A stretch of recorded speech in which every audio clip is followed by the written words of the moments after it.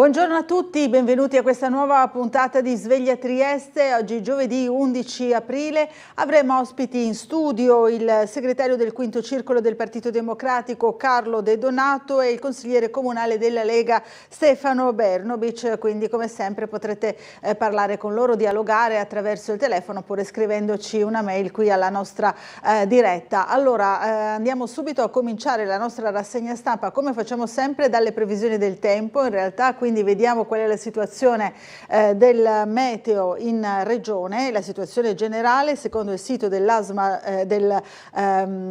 Osmer ARPA. Giovedì la depressione si sposterà a sud-ovest verso le coste dell'Africa, lasciando spazio all'ingresso verso la regione di correnti più secche e calde in quota che garantiranno stabilità almeno fino a domenica. Quindi per oggi cielo in prevalenza sereno, poco nuvoloso al più per qualche velatura. Sulla costa e sulla fascia orientale soffierà bora moderata con raffiche anche sostenute sul Carso e a Trieste. Poi in calo nel pomeriggio, temperature al di sopra della media nel periodo, zero termico che in serata tornerà a 3.500 metri circa.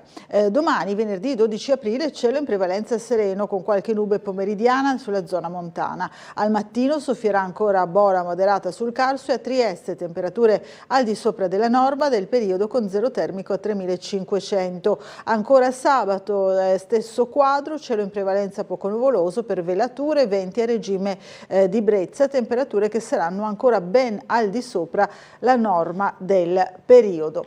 Allora, queste le previsioni del meteo. Andiamo a vedere i giornali, le prime pagine dei quotidiani in edicola quest'oggi con il Piccolo. Cominciamo come sempre con il quotidiano di Trieste. Vediamo che in primo piano c'è il titolo sui parcheggi in città, Molo Quarto, posteggi tagliati, la città che cambia è il nodo delle infrastrutture. Il comune, parcheggi tutti compensati, già scesi da 620 a 490, saranno ulteriormente ridotti con l'avanzare dei cantieri in Porto Vecchio.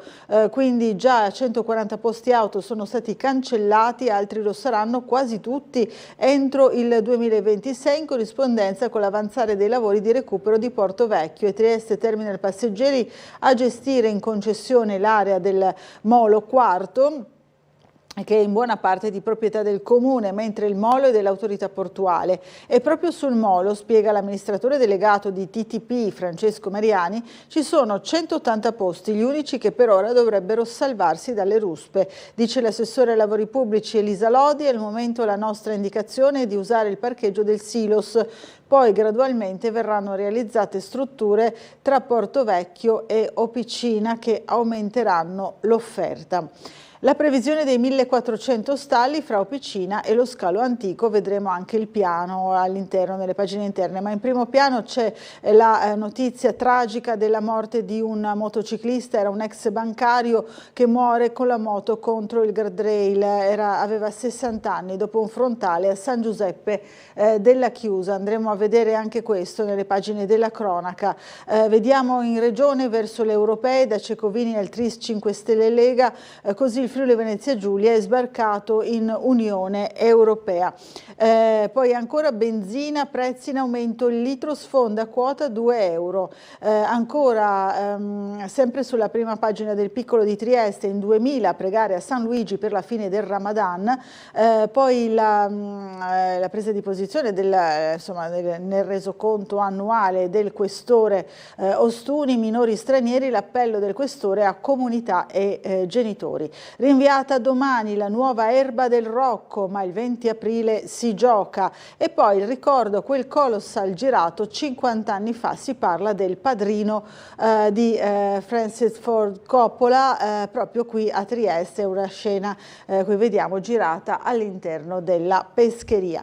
Andiamo a vedere la prima pagina del Piccolo di Monfalcone Gorizia, in 3000 per il Ramadan, si parla di Monfalcone, festa finale con messaggi di pace e di fratellanza. Hanno pregato sia all'ex Hardy sia in via Duca d'Aosta. Bocconati dice: il futuro qui è anche nostro. L'ira di Cisint, in barba ai veti, luoghi trasformati in vere moschee, la reazione della sindaca. Poi ancora patrimonio Ater, negozi e magazzini da affittare in città, si parla invece di Gorizia, sommossa il CPR di Gradisca, agente ferito negli scontri. Andremo a leggere anche questo. Al voto 7.000 persone per i parlamentari del centro e Panzano, siamo tornati a Monfalcone, poi il questore anche di Gorizia ha partecipato naturalmente alla cerimonia della festa della polizia, reati in calo del 7,9%, allarme però truffe telefoniche, è un fenomeno che è in aumento un po' dappertutto e lo sanno bene anche i nostri telespettatori. C'è anche l'approfondimento naturalmente sulla tragedia di Suviana, si cercano i dispersi, speranze vicine allo zero, tutti da altre regioni, trasfertisti e pensionati, volti e storie delle vittime. Non possiamo fermarci alle lacrime e il commento di Francesco Iori su questa immane tragedia, questo infortunio e tragedia vera e propria sul lavoro. Allora andiamo a vedere ora altri giornali, cominciamo con il Corriere della Sera. Eccolo qui, centrale, sempre la centrale di Suviana, giallo sulle cause, scatta l'inchiesta, ancora 4 dispersi, l'ipotesi lo scoppio di un alternatore. Enel Green Power, scelte le ditte migliori, dice, sciopero e polemica dei sindacati, qui ci sono le foto delle vittime, i morti e i dispersi.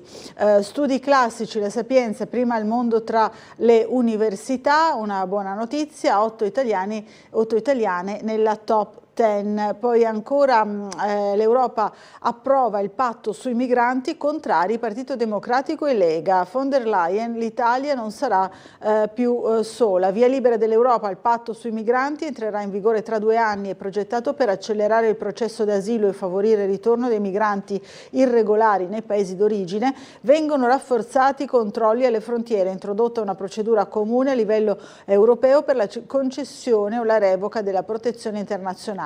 L'Italia non sarà più sola, ha commentato la Presidente Ursula von der Leyen.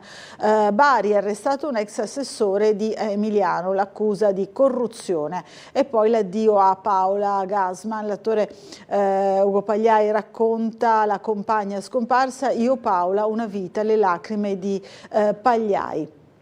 La Repubblica, allarmi inascoltati, sempre sulla tragedia a Suviana, una tragedia prevedibile, scrive Repubblica, 2 anni di denunce cadute nel vuoto, troppi subappalti per manutenzione e sicurezza, la Procura apre l'inchiesta per disastro e omicidio colposo, oggi sciopero generale di CGIL e UIL contro le morti sul lavoro. I soccorsi per quegli operai giovani e veterani è stato un inferno. Patto sui migranti, anche qui l'Europa si blinda, destra spaccata. Poi ancora vediamo, dopo le polemiche, il no del sindaco Turbigo alla festa per il Ramadan con la benedizione dell'arcivescovo. Corruzione in Puglia, arrestato ex assessore Alfonso Pisicchio, fedelissimo di Emiliano. Allora andiamo a vedere ancora La Stampa, allarmi inascoltati, anche qui un titolo simile. Già nel 2022 un rapporto UIL inviato alla magistratura svelava i rischi dell'impianto di bargi dispersi, serve un miracolo, chiamiamolo operaicidio, scrive oggi La Stampa. Il debito vola verso i 3.000 miliardi, il Presidente del Consiglio europeo vede Meloni e apre al rinvio del PNRR. Fedelissimo di Emiliano, altri arresti a Bari, ancora a Torino e la tentazione del così fan tutti. Raed uccisi 3 figli del capo di Hamas, Levi, ma l'esercito di Bibi è disintegrato. Conferenze di pace, Putin gela l'Ucraina, la mediazione in Svizzera e poi ancora il voto, rivoluzione in Corea, vincono gli anti-USA. Libero, le donne nel recinto, si concentra sulla fine appunto del Ramadan e su questo aspetto in particolare delle donne. Ecco l'Islam moderno, da Roma a Mestre, le foto inquietanti delle celebrazioni del Ramadan, proteste per la scuola chiusa, su Mauro vogliamo una festa nazionale. Stellantis minaccia il governo, aprite ai cinesi, chiudiamo noi. La serrata di Tavares per allontanare potenziali investitori. Andiamo a vedere il Giornale, stop al sequestro selvaggio di telefonini e computer, riforma della giustizia, approvato il DDL che impedisce gli abusi dei magistrati e perfino i Dem non si oppongono. Scandalo Bari, agli arresti l'ex assessore di Emiliano, l'inchiesta si allarga. Andiamo a vedere ancora la strage di Suviana, dispersi, poche speranze di trovare dei sopravvissuti e ancora caos a Strasburgo, patto sui migranti in ordine sparso. Il PD guida l'Eurofronte pro sbarchi, centrodestra diviso, la Lega vota no. Andiamo a vedere il Fatto Quotidiano, Bari, nuovi arresti vicino a Emiliano, ex assessore Pisicchio e fratello, poi ancora Idea PD, ridare ai partiti finanziamenti pubblici, tornare al sistema abolito da Letta nel 2013. L'alibi degli scandali, la sinistra Dem riesuma il testo dell'ex tesoriere, soldi statali e fondazioni. Più difficile trovare prove, 5 Stelle soli, PD salva Renzi, Boschi e NC su Open e si astiene sui sequestri di telefonini. Domani tra DEF, PNRR e morti sul lavoro, Meloni e il governo dei rinvii. Conte continua a logorare Schlein e la leader PD è in affanno sulle liste per le europee. Questa è la analisi del quadro secondo Domani. La destra fa slittare la programmazione economica a data da destinarsi, chiesta la proroga all'Unione Europea sul piano. I provvedimenti sospesi sono decine, sulla sicurezza sul lavoro solo spot e l'antimafia è un'arma elettorale. Vediamo ancora l'Italia dice sì, ma il patto migranti è un flop. Con il via libera dell'Europarlamento l'Unione Europea fa un altro passo a destra. Poi ancora la pazienza di Schlein e l'arte del compromesso, l'alleanza necessaria PD 5 Stelle, il commento e ancora la pace non basta, le contromosse alla guerra santa di Kirill e Putin. Torniamo sul piccolo di Trieste per approfondire i temi della cronaca. Andiamo rapidamente alla cronaca di Trieste, eccola qui, all'incidente terribile, muore in moto schiantandosi sul guardrail. Dopo il frontale con un'auto, Fabio Petriglia è stato sbalzato per 20 metri finendo contro le barriere e colpendo un passante. L'incidente a San Giuseppe della Chiusa. Un motociclista ha perso la vita ieri sera poco dopo le 19:30 a San Giuseppe dopo uno scontro frontale che ha coinvolto la Ducati sulla quale era in sella e un'auto. La vittima è Fabio Petriglia, 60 anni, deceduto sul colpo dopo aver perso il controllo del mezzo e essere stato sbalzato per oltre 20 metri finendo prima contro il guardrail lesionandosi un arto e poi colpendo un passante che stava in quel momento salendo a bordo della propria macchina. Secondo le prime ricostruzioni, Petriglia, dipendente di Banca Intesa e da pochi mesi andato in pensione, procedeva in sella alla propria moto percorrendo la strada in salita diretto alla frazione di San Dorrigo della Valle verso Cattinara. A San Giuseppe della Chiusa è avvenuto l'impatto con l'angolo sinistro dell'auto che procedeva in senso contrario. Non è chiaro al momento quale dei due mezzi abbia invaso la corsia provocando l'incidente. Dopo aver perso il controllo del mezzo, il sessantenne è stato sbalzato dalla moto con violenza tale da fargli compiere, come detto, un volo di oltre 20 metri. L'uomo ha sbattuto con violenza contro il guardrail, poi la traiettoria è continuata fino a che il corpo ha investito un uomo che in quel momento stava risalendo in auto dopo aver concluso una sessione di jogging nella zona. Insomma, questi sono anche i soccorsi sul posto sanitario del 118, la polizia stradale, i vigili del fuoco, il magistrato di turno. La dinamica dell'incidente è al vaglio delle forze dell'ordine. Andiamo alle altre notizie, sempre nella pagina di Trieste, poi ci sposteremo eventualmente anche a Monfalcone e Gorizia. Allora, Porto Vecchio e l'inizio dei cantieri, taglio da 140 posti auto al Molo Quarto, scendono a 490 in luglio via altri. L'assessore Lodi, tutti compensati, adesso si sfrutti il Silos. Era l'approfondimento appunto della prima pagina del piccolo di oggi sulla questione operazione parcheggi.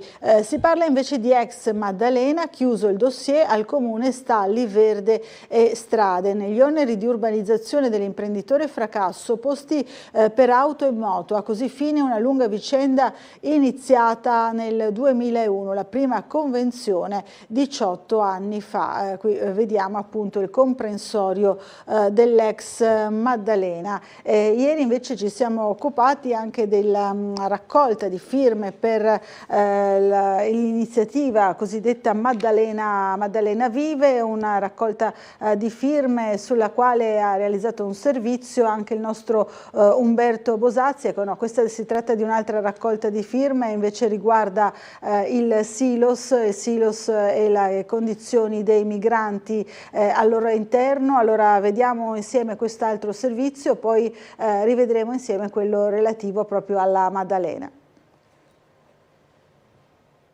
Di fatti concreti non ce ne sono. 7.344 firme, tante sono le sottoscrizioni raccolte a seguito dell'appello da parte di un gruppo di cittadini, per lo più ex rappresentanti sindacali di Trieste, per rappresentare al Presidente della Repubblica Sergio Mattarella la situazione del Silos. Oggi al Circolo della Stampa è stato in parte ammesso che alcuni passi avanti sono stati fatti, con il sollecito verso Coppa Alleanza 3.0 a velocizzare le scelte che riguardano l'imponente struttura, ma ancora non si vede l'orizzonte per far sì che i migranti accampati all'interno trovino un vero posto d'accoglienza in città.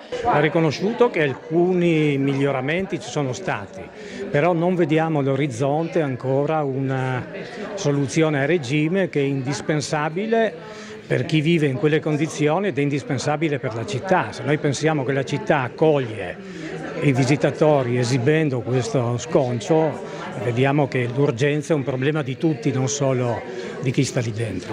La richiesta principale è trovare una struttura stabile che funga da centro smistamento verso altre destinazioni per non collassare un singolo territorio. L'idea che viene naturale è quella di trovare una struttura stabile che però non sia un ricovero, sia il centro di smistamento verso altre zone. Pare un po' così ottuso tenerli lì in ostaggio in quelle condizioni senza avviare un'organizzazione veloce, puntuale. Una domanda sorge automatica: perché non appoggiare l'ipotesi di un hotspot regionale come prospettato dal governo? Gianfranco Schiavone, presidente di CS, distingue le due fattispecie commentando le ipotesi ad oggi avanzate. L'hotspot serviva per trattenere le persone e mentre l'hub per smistarle.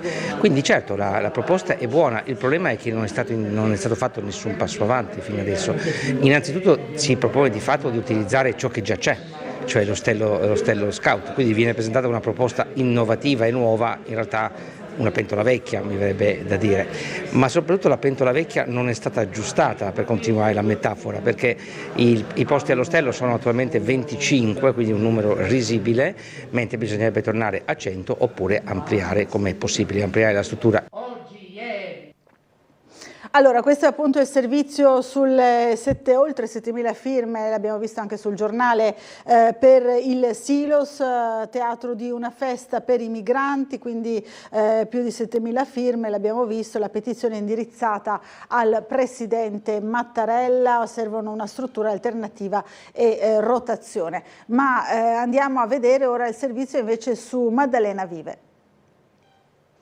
Un confronto fra Comune, Regione, ATER, abitanti e commercianti della zona sul futuro dello spazio pubblico che si trova in via Marenzi, detto dell'ex disinfezione. Lo chiedono le firme, 350 raccolte in pochi giorni dal comitato Maddalena Vive. Proprio a fianco di quell'area già cementificata con parcheggi, case e supermarket, dove una volta c'era il polmone verde della Maddalena, del Parco della Maddalena, e chiediamo che quell'area ormai dismessa dell'ex dispensario, dell'ex disinfezione dell'USL possa essere riconvertita in uno spazio verde. Oggi le firme sono state presentate in municipio per essere protocollate. Nei prossimi giorni il comitato chiederà alla quinta circoscrizione la convocazione dell'assemblea pubblica prima dell'estate. Da tempo il comitato, non soddisfatto delle soluzioni scelte dall'amministrazione comunale per la zona, è sul piede di guerra.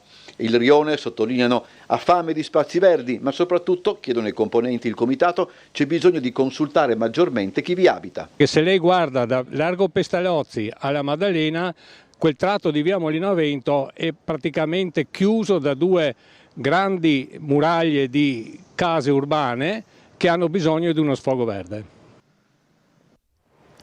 Ora invece andiamo a vedere il traffico in città, la situazione del traffico con il consueto collegamento del mattino con la sala operativa della Polizia Locale. Abbiamo al telefono l'ispettore Tiziana Martini, buongiorno. Buongiorno a tutti. La notte è trascorsa abbastanza bene, non abbiamo avuto problematiche oppure interventi rilevanti, per fortuna niente di particolare. Al momento il traffico è regolare, scarso, non abbiamo segnalazioni di problematiche diciamo nella zona di pertinenza nostra cittadina. Volevo ricordare semplicemente che continuano quindi i lavori in via Mazzini, quindi attenzione anche alla deviazione dei percorsi degli autobus, è chiusa al transito in direzione Piazza Goldoni, quindi poi ci sono le alternative e le deviazioni degli autobus in zona. Continuano i lavori per quanto riguarda diciamo, il raccordo autostradale, continuano i lavori del preparazione del cantiere sul raccordo autostradale 13, le rampe di ingresso da Sistiana, e ricordo che dal giorno 13 inizieranno proprio i lavori di demolizione del sovrappasso insomma, di Sistiana, quindi anche lì continua la chiusura, lì probabilmente in costiera ci sarà un pochino di traffico sia in entrata che in uscita da Trieste. Certo. Altre novità, altre cose io non avrei da dirvi, ricordo semplicemente che è già iniziato ieri lo spettacolo circense, quindi c'è il circo e ecco. attenzione lì nelle zone limitrofe di Piazzale delle Puglie eccetera, ci sono dei divieti di sosta, insomma fare attenzione un po' alla segnaletica provvisoria che c'è in zona. Altre cose non avrei da segnalarvi. Grazie delle segnalazioni, allora buona giornata e buon lavoro sia a lei che ai suoi colleghi. Grazie e buona giornata a tutti. Grazie, noi andiamo avanti proprio parlando degli importanti lavori, dell'importante cantiere che ha citato proprio l'ispettore superiore Tiziana Martini nel collegamento, ovvero i lavori sul cavalcavia di Sistiana che sarà sbarrato, è già sbarrato, in realtà è già chiuso per la durata di 4 mesi e come diceva appunto l'ispettore sabato notte per tutta la domenica fino alle prime luci di lunedì resterà chiuso l'intero raccordo perché il ponte dovrà essere proprio smantellato per poi essere ricostruito e ricomposto in un altro luogo e poi rimesso al suo posto in una successiva giornata che però si presume sarà all'incirca fra 4 mesi. Qui vediamo la notizia sul piccolo, ma noi ieri abbiamo realizzato un servizio sul posto, allora rivediamo insieme. Sono cominciati i lavori qui allo svincolo di Sistiana del raccordo autostradale tra Trieste e Monfalcone per l'abbattimento e il rifacimento del ponte proprio dello svincolo che è stato chiuso sia in entrata che in uscita. I lavori dureranno all'incirca 4 mesi, per tutto questo periodo quindi questa importante arteria resterà chiusa sia in entrata che in uscita. Saranno 4 mesi di disagi alla circolazione stradale che diventeranno più pesanti in estate con il traffico turistico. Da ieri è stato chiuso l'accesso dalla costiera e da Sistiana al raccordo autostradale in direzione Venezia e contestualmente anche l'uscita a Sistiana per coloro che arrivano da Trieste. Il ponte dello svincolo sarà demolito in una sola giornata domenica prossima per poi essere ricostruito in diversi pezzi altrove e riassemblato in loco successivamente sempre nel corso di una sola giornata. Quindi sul tratto autostradale è prevista la totale chiusura dalle 21 di sabato 13 fino alle 6 di lunedì 15 aprile in direzione Venezia tra Prosecco e Lisert, mentre in direzione Trieste si dovrà uscire a Sistiana con la possibilità di reimmissione sullo stesso svincolo. Si tratta di un intervento imponente dal costo complessivo di circa 2.100.000 euro e urgente dal momento che il ponte si trova in condizioni critiche, ci ha spiegato il sindaco del comune di Duino Auresina Igor Gabrovec, che ha partecipato a diversi tavoli in prefettura alla presenza degli enti gestori delle strade. I progettisti hanno ritenuto non rinviabile il cantiere, pertanto il sindaco ha chiesto e ottenuto un sostegno alla polizia locale, soprattutto nei fine settimana estivi, per un maggiore controllo dei flussi indispensabile al fine di evitare situazioni di disagio e code. Allora, torniamo a leggere il piccolo e restiamo in qualche modo nell'argomento della circolazione stradale con le 4 ruote, perché la benzina è ai massimi, oltre i 2 euro. Guerra e aumento del valore del petrolio pesano sui costi del carburante. La Giunta valuta la possibilità, la Giunta regionale, di aumentare lo sconto in vigore in regione. Ci sta pensando l'assessore Fabio Scoccimarro. Ne parlerò con Federica, dice ma servirebbero altre risorse. Vediamo ai self sfiorati gli 1,97 euro al litro, il più economico in regione San Quirino, verde servita a quasi 2,2 euro, a Porcia, insomma viene fatto tutta una panoramica di tutta la regione. A Gorizia, competitivi e vicini al confine, servito costa 20 centesimi in più, a Ronchi dei Legionari e Sgonico, uno degli esempi della fascia zero. Qui vediamo ancora pieno sigarette, carne, la Slovenia resta di moda, i migliaia oltre confine dove ieri verde e gasolio costavano 1,54 euro al litro, perdite ingenti sia per le casse della regione sia per quelle dello Stato. A metà maggio, primo stop delle tessere per l'agevolata, resteranno valide soltanto le card già in uso senza produrne di nuove. Scaricate 65.000 app per ottenere il bonus regionale direttamente online. Sono 325 su 435 distributori in cui è stato attivato il POS per leggere il QR code. Ancora vediamo invece la tragedia della centrale esplosa di Spersi, poche speranze, Enel Green Power si difende dalle accuse sugli appalti, abbiamo scelto tra le ditte migliori in questo campo. Qui vediamo anche la mappa di dove si trova la centrale, il silenzio e il buio ovunque, come è stato con la Concordia, il racconto del soccorritore, il difficile recupero nei locali invasi dalle macerie a 40 metri sotto il livello dell'acqua. Dobbiamo valutare il rischio rispetto al risultato da ottenere, dice uno dei palombari dei pompieri che si prepara per l'immersione a Suviano, l'abbiamo visto nella foto. Giovani in trasferta e pensionati esperti, chi erano le vittime? Ci sono anche le iniziative, CGIL e UIL si mobilitano, 8 ore di cortei e scioperi, Bologna dice basta. Non abbiamo corso pericoli, 3 classi in gita sul lago poco prima dello scoppio. Nessun pericolo ma solo un grande spavento per 3 classi della scuola media di Muratori di Vignola che erano in gita nella zona adiacente alla centrale idroelettrica di Bargi. Andiamo ancora a vedere il patto sui migranti, il sì dell'Unione Europea al patto sui migranti, in campo misure più severe.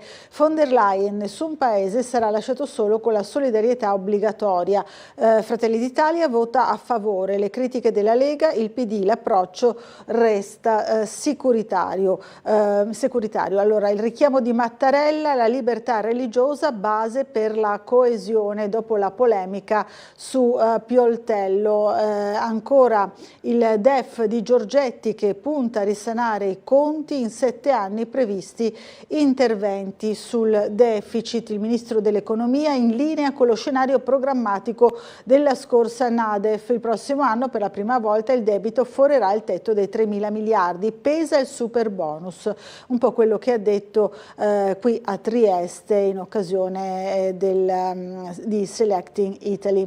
Un'altra visita eccellente ci aspetta Trieste per domani, le lauree a Mattarella e Pacor, l'omaggio di Trieste ai presidenti. Domani l'università conferirà i titoli honoris causa in giurisprudenza ai 2 protagonisti della riconciliazione. Qui vediamo l'immagine simbolo, l'immagine emblema di quel fatto, i 2 presidenti mano nella mano davanti alla foiba di Basovizza. A poco meno di 4 anni da quell'indimenticato indimenticabile doppia stretta di mano tra i due presidenti a Basovizza il 13 luglio 2020, giorno della riconsegna del Narodni Dom alla comunità slovena. Sergio Mattarella e Borut Pahor torneranno domani a Trieste per ricevere ancora una volta insieme la laurea honoris causa. Quindi questa la notizia per quanto riguarda la visita del presidente Mattarella, di quello sloveno, dell'ex presidente sloveno Pahor. A pranzo in prefettura con la figlia Laura, sarà l'unico impegno in città del capo dello Stato dopo l'appuntamento in Ateneo. Poi tornerà a Roma. Le disposizioni nella zona dell'università per l'arrivo dei due presidenti. Vediamo qui i varchi e tutti i vari divieti d'accesso e di sosta all'interno proprio del comprensorio universitario. Ovviamente la macchina della sicurezza è già in moto da tempo. Fondi in stallo nei comuni, scontro fra Partito Democratico e Giunta. Il consigliere Dem Conficoni dice fermi 760 milioni di euro per investimenti. L'assessore Roberti ribatte in quel conteggio inserite cifre spendibili. Quindi c'è questa battaglia all'interno appunto del Consiglio regionale sui fondi per i comuni. Ci dobbiamo fermare per una breve pausa pubblicitaria, ci rivediamo subito dopo ancora con la nostra rassegna stampa.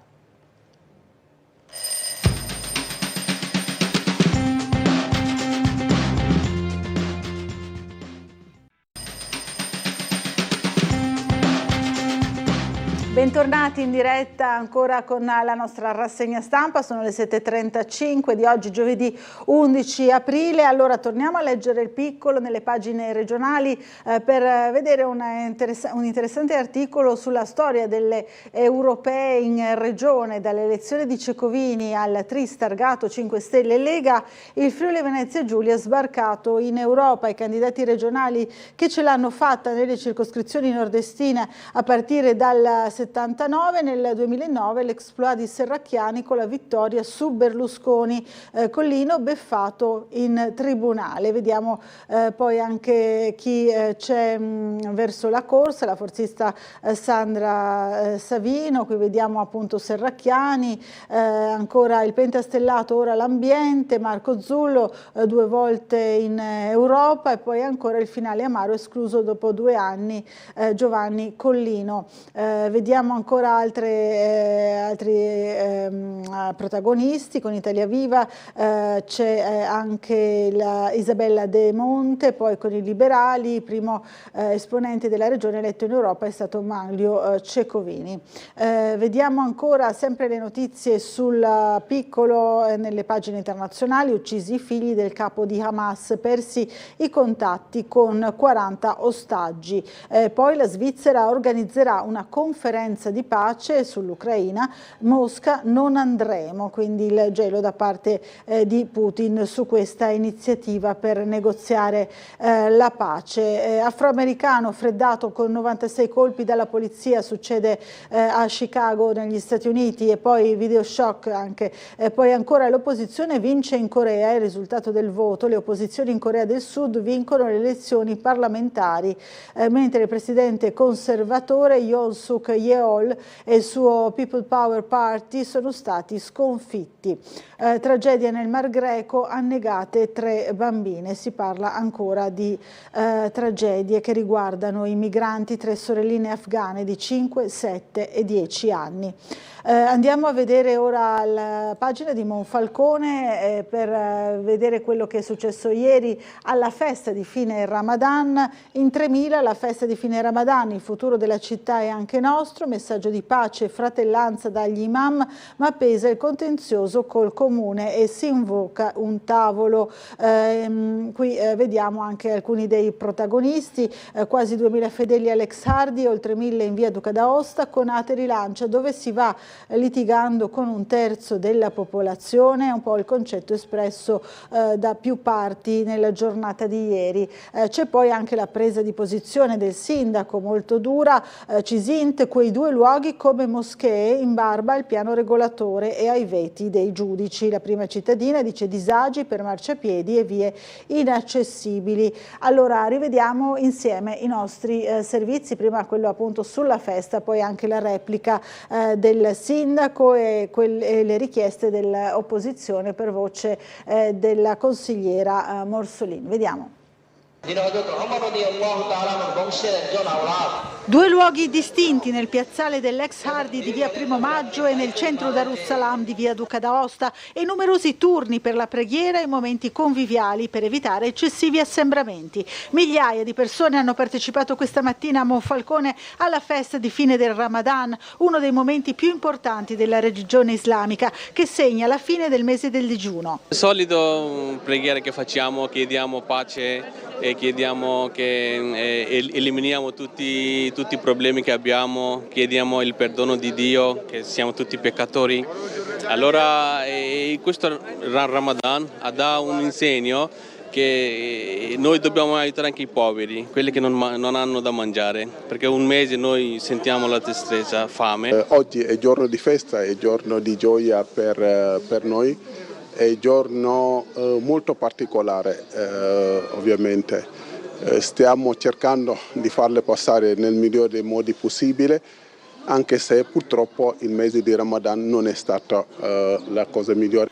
A Monfalcone la comunità islamica, in larga parte originaria del Bangladesh, conta circa 1/3 della popolazione locale. Le associazioni presenti in città avrebbero preferito organizzare la festa di fine Ramadan in un unico luogo, ma il braccio di ferro con il comune sui siti, hanno spiegato i rappresentanti, non lo ha consentito, così come non è stato possibile riservare il consueto spazio per la partecipazione delle donne della comunità. Il comune ha bloccato i nostri posti, ma però comunque il Tribunale TAR ha dato ragione a noi, abbiamo almeno potuto pregare fuori. Abbiamo comprato questo posto, è grande posto, non possiamo utilizzare perché il causa di piano regolatore ha bloccato tutto. E allora noi solo chiediamo, perché in Italia un paese è stato di diritto, allora noi chiediamo il nostro diritto, non chiediamo soldi, non chiediamo niente, ma però noi vogliamo vivere qua con pace, con i nostri diritti. L'abbiamo passato lottando per poter pregare, per poter esercitare un diritto sacrosanto dato dalla Costituzione. Purtroppo è andato così e ci auguriamo che questo mese di Ramadan ci porta poi in dono tante altre serenità nel futuro, ce lo porta a noi, a tutta la cittadinanza monfalconese, anche perché ne abbiamo veramente bisogno. Io ritengo gravissimo ciò che sta accadendo a Monfalcone in Italia.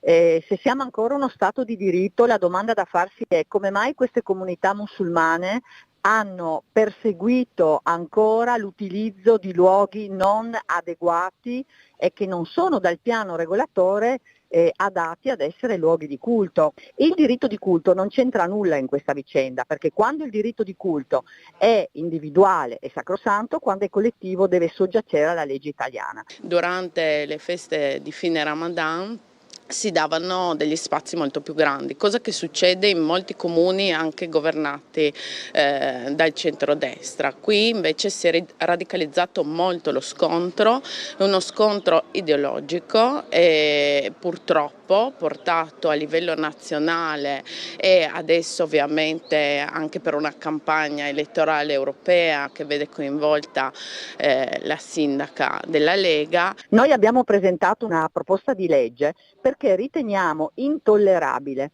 che i comuni sindaci siano trattati, come è avvenuto oggi a Monfalcone, come dei tappeti su cui pregare.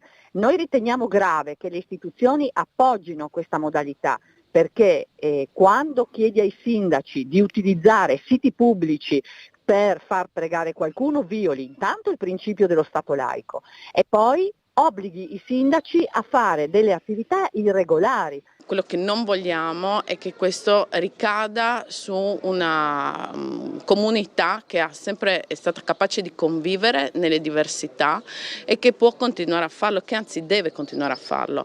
Ci saranno i tribunali che decidono sulla parte tecnica, per quanto riguarda la parte politica il nostro è uno Stato laico che riconosce a tutti il diritto di culto. La sinistra si pone dalla parte di chi può violare la legge e lo continua a fare. Come fanno tutti gli amministratori di buon senso, bisogna trovare degli spazi e sedersi a un tavolo e trovare le soluzioni. Allora, concludiamo questa pagina parlando della fine del Ramadan anche a Trieste. C'è sul Piccolo, in 2000 San Luigi, per la fine del Ramadan, la visita del rabbino, unità tra le religioni. Questa è la particolarità della festa anche qui a Trieste. La comunità islamica conta 8.000 persone da 50 paesi, in preghiera al campo sportivo solo un'ottantina di donne che però non si sono viste invece nelle manifestazioni a Monfalcone. Allora, rivediamo insieme il servizio di Gianluca Palladini.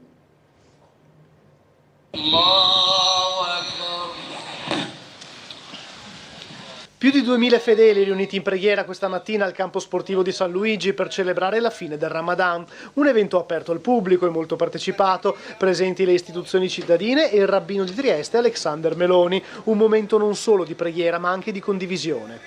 Oggi si festeggia dopo un intenso mese di preghiera, di sacrificio, di aiuto alle persone disagiate.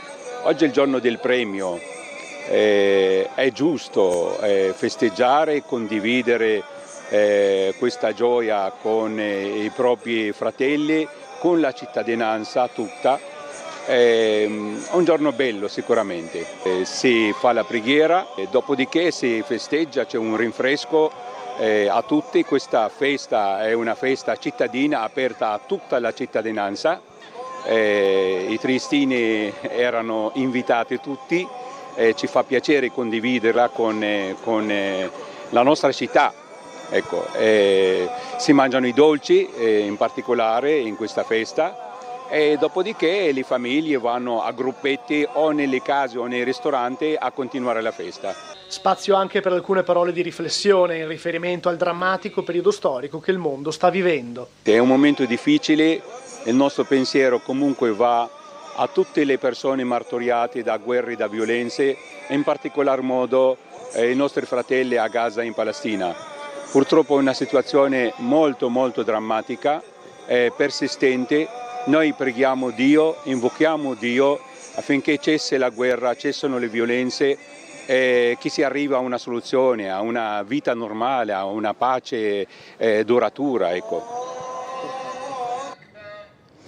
Allora, torniamo a leggere il giornale, torniamo sul Piccolo per parlare anche della questione del prato del Rocco. Allora, slitta domani l'erba del Rocco, il meteo non fermerà l'Unione, ritardato dalla pioggia il taglio delle zolle provvisorie, arrivato il via libera del Comune, l'agronomo Nasini, adesso 4 scarichi di drenaggio di cui l'impianto era sprovvisto, i lavori allo stadio e la partita di domenica 20. Quindi la posa delle zolle col nuovo manto erboso inizialmente prevista per oggi è slittata a domani a causa delle condizioni meteo nel vivaio veronese dove sono state coltivate, ma dal Rocco arriva la notizia più attesa. Sabato 20 alle 18:30 la Triestina tornerà nel suo stadio per sfidare il Novara nella penultima giornata di campionato. Manca solo il via libera all'utilizzo dello stadio da parte del Comune che nella giornata di ieri ha dato il là all'iter burocratico previsto come confermato dall'assessore allo sport Elisa Lodi, e poi potrà partire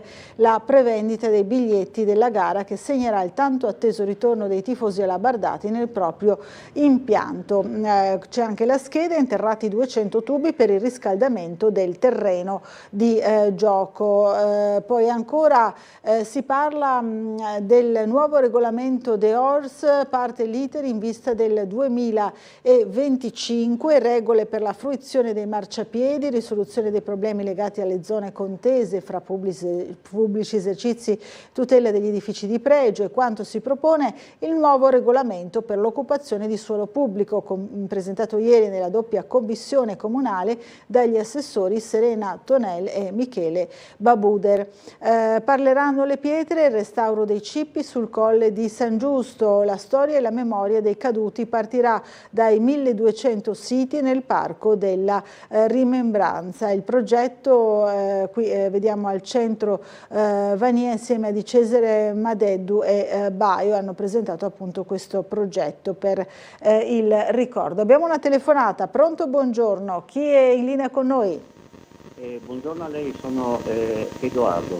Buongiorno. Io sto guardando Sveglia Trieste adesso, però... La sentiamo malissimo, Edoardo. Ho detto che sto guardando Sveglia Trieste sì. E sono molto arrabbiato di quello che sta succedendo per la comunità islamica. Allora, loro hanno doveri e hanno diritti. E di conseguenza devono adeguarsi a quelle che sono le nostre leggi, i nostri usi e i nostri costumi. Io l'ho provato sulla mia pelle, sono stato 8 anni in Africa e ho lavorato presso delle comunità islamiche, dove praticamente di diritti loro lì non ne hanno. E allora, ma perché insistono con questi diritti e basta? Devono adeguarsi a quella che è la volontà nostra.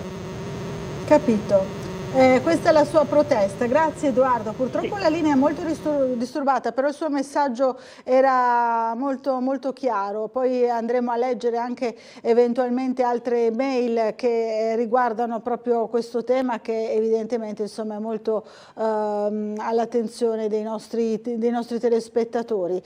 Allora torniamo invece alle pagine interne del Piccolo per parlare anche di economia. Infrastrutture, il nord-est corre ma la Trieste-Venezia arranca, il rapporto 2023 dell'osservatorio OTI, il potenziamento della linea ferroviaria finanziato soltanto per l'1%, il 78% dei lavori prosegue secondo i programmi. Questo è il monitoraggio. Dalle tensioni nel Mar Rosso, effetti importanti sui flussi verso i porti italiani, a soffrire maggiormente lo scalo triestino e quello di Genova per quanto riguarda proprio i porti. Vediamo ancora nuove tecnologie, luce laser e un algoritmo per trasformare la materia, la scoperta dei ricercatori di Ca' Foscari guidati da Stefano Bonetti, computer più rapidi ed efficienti e potremo sostituire le terre rare. Questo è lo studio. C'è anche il report di Excelsior Union Camere, balzo delle assunzioni in aprile, 9.000 nel Friuli Venezia Giulia, 870 più dell'anno scorso, quindi più assunzioni, in particolare nel turismo, servizi e anche nell'industria, che trainano l'offerta di lavoro in Friuli Venezia Giulia. Questi i dati piuttosto incoraggianti. Vediamo anche le strategie di Stellantis, l'alto là di Tavares al governo, niente cinesi o si rischia solo fake news che il gruppo lasci l'Italia, siamo i leader di questo mercato, ma chi vuole inserire i competitor cinesi sarà responsabile di scelte impopolari. Torniamo alle pagine triestine per parlare della giornata della festa della polizia. Minori stranieri, il monito di Ostuni, cooperative e famiglie controllino. Dopo le risse con protagonisti giovani, in aumento le denunce per spaccio di droga e violenza sessuale. La relazione del questore nella giornata di ieri, appunto nella giornata della festa della polizia. Ancora il fiore all'occhiello, vediamo tra le varie realizzazioni l'operazione con la banda dei Rolex sgominata. Questo è forse stato il caso più eclatante. Poi disarmò una donna in strada, il premio all'agente capo Puleio, conferiti i riconoscimenti agli agenti che si sono distinti sul lavoro. Per me ha un grande valore, mi sprona a servire i cittadini, ha detto. Sono grato, emozionato, potrà incidere positivamente sul mio percorso professionale. Allora, rivediamo insieme il servizio realizzato dal nostro Gianluca Paladin. Celebrato anche a Trieste, in stazione marittima, il 172esimo anniversario della fondazione della Polizia di Stato, avvenuta nel 1852, quando venne istituito il Corpo delle Guardie di Pubblica Sicurezza. Esserci sempre è il tema delle celebrazioni di oggi, una filosofia a favore della collettività che si sposa con il concetto di sicurezza partecipata. La legge numero 121 del 1 aprile 1981 portò alla smilitarizzazione dei ruoli, democratizzazione interna e sindacalizzazione. È un anniversario molto importante, è un'occasione per dire raccontare quello che noi facciamo, che molto spesso ai più è sconosciuto, no? Perché la polizia si vede quando fa gli interventi con le volanti, quando ci sono le operazioni della squadra mobile, ma noi facciamo tanto altro, gestiamo le manifestazioni di ordine pubblico, ho la responsabilità diretta di queste manifestazioni, ma rilasciamo autorizzazione, parliamo dei passaporti, oggi siamo leader nei tempi di rilascio. Ormai settimanalmente facciamo servizi straordinari come Polizia di Stato e anche servizi alto impatto insieme a tutte le altre forze di polizia, quindi è alla polizia locale. Questo è un segno di attenzione che rivolgiamo alla città. Oggi è una giornata importante per la Polizia di Stato e per l'intera comunità cittadina e regionale, perché si festeggia un avvenimento importante, la fondazione della Polizia di Stato, e perché è l'occasione per premiare chi si è distinto anche in particolari operazioni sulla sicurezza pubblica per i nostri cittadini. Ma in realtà è un momento clou di un anno intero di attività silenziosa delle nostre forze dell'ordine che tutti i giorni garantiscono la pace civile, la convivenza civile nelle nostre comunità e vanno omaggiati tutti i giorni, oggi in modo particolare. La polizia qui fa un lavoro straordinario, io li devo ringraziare perché se viviamo in una città così sicura, magari ogni tanto leggo sui giornali furti, rapine eccetera, ma non è così, fanno un lavoro straordinario, per cui dobbiamo ringraziarli sempre, mettersi sempre sull'attenti quando passano e rispettarli soprattutto. E abbiamo anche naturalmente dato conto dei dati, ci sono anche sul giornale questa mattina, c'è qualche numero, più di qualche numero, sono state 29.236 nell'ultimo anno, dall'aprile del 2023 al marzo scorso, le chiamate ad esempio passate dal numero unico al 113, quindi alla polizia, con successivi 6.382 interventi degli equipaggi della questura. Allora vediamo anche il servizio in cui c'è il monito e il resoconto del questore Ostuni. Monito del questore di Trieste, Pietro Ostuni, verso le cooperative che si occupano dell'accoglienza nel capoluogo regionale. Troppe le risse in città che vedono protagonisti i migranti presenti sul territorio, in molte occasioni anche minorenni, a danno della quiete pubblica. Il duro messaggio è stato espresso questa mattina nel corso delle celebrazioni del 172esimo anniversario del Corpo della Polizia di Stato. Il questore ha richiamato l'attenzione chiedendo alle realtà dell'accoglienza progettualità assistenziali e un maggior controllo delle persone accolte. Ma oltre alle dinamiche relative alla gestione dei migranti, il questore ha anche illustrato i dati più significativi degli ultimi 12 mesi. C'è stato qualche incremento dei furti soprattutto in appartamento. Naturalmente non dobbiamo trascurare le fasce deboli che sono purtroppo ancora colpite da esecrabili truffe, che insomma io sinceramente detesto. Siamo molto attenti alle donne, alle vittime alla violenza di genere, sapete quante attività abbiamo fatto e il numero di ammonimenti che è stato fatto sia per violenza domestica sia per atti persecutori dimostra che l'attenzione è molto alta. Certo, non siamo felici di fare tutti questi ammonimenti, però questo ha un significato. Le donne si rivolgono a noi con fiducia. L'escalation di furti in appartamento è la fotografia della cronaca triestina, in aumento anche le rapine, soprattutto quelle improprie, che registrano quasi un più 30% rispetto all'anno precedente, le violenze sessuali e le estorsioni. Tra il 1 aprile 2023 e il 1 marzo di quest'anno sono state arrestate 342 persone dagli agenti della Questura di Trieste e c'è stato un lieve aumento del totale dei delitti commessi rispetto all'anno precedente. Nonostante gli aumenti dei reati siano lievi rispetto al periodo prepandemico, l'allarme sociale a Trieste c'è. Nella maggior parte dei casi, tra risse, accoltellamenti, furti e rapine, i protagonisti sono cittadini stranieri. Parliamo di fenomeni isolati che creano però un allarme sociale importantissimo e quindi vanno combattuti con ogni mezzo. Da questo punto di vista l'amministrazione regionale ha appena approvato un regolamento per la concessione di contributi alle forze dell'ordine, alla Polizia di Stato in particolare, alla Polizia di Frontiera, per la dotazione di strumentazione tecnologica per poter controllare ancora meglio i confini. Allora, questi appunto alcuni dei risultati dell'attività della polizia nel corso di 12 mesi, nel corso di un anno. Andiamo ancora a leggere i giornali e torniamo sull'edizione di Gorizia del Piccolo. Vediamo che a Gorizia si riparla ancora dell'incendio dell'altro giorno, sigilli alla palazzina incendiata, gli accertamenti dei pompieri. La procura vuole fare luce sulle cause che hanno innescato il rogo di martedì. L'ammasso di materiali all'esterno dell'edificio era stato segnalato al comune. Qui vediamo delle immagini di questo denso fumo provocato dall'incendio. A Gorizia sempre una manifestazione per rilanciare la sanità pubblica, a promuoverla è il coordinamento che agisce a livello regionale, l'abbiamo visto più volte anche qui a Trieste. Ci sarà una manifestazione pubblica sabato dalle 10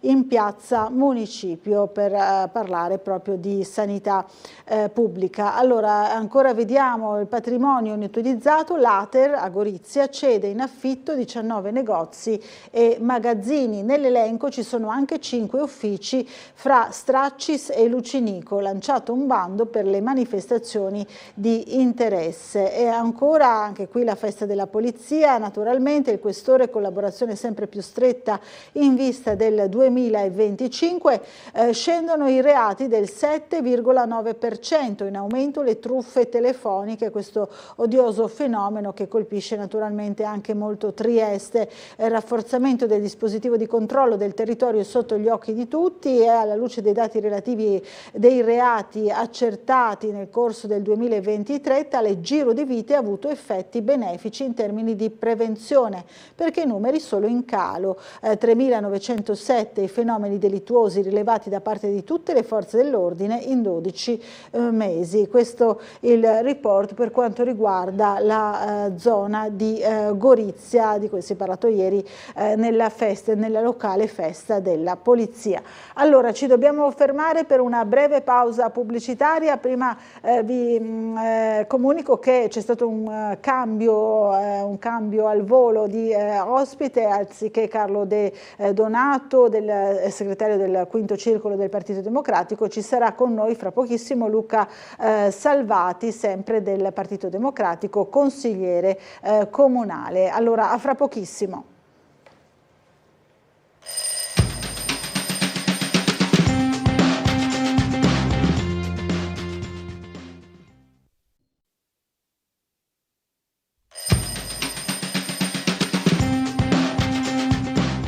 Bentornati in diretta. Allora diamo subito il buongiorno a Luca Salvati, consigliere comunale del Partito Democratico. Buongiorno, ben arrivato. Salve, buongiorno a tutti. Un caro saluto, magari molti non lo conosceranno, a Toio che è andato in pensione.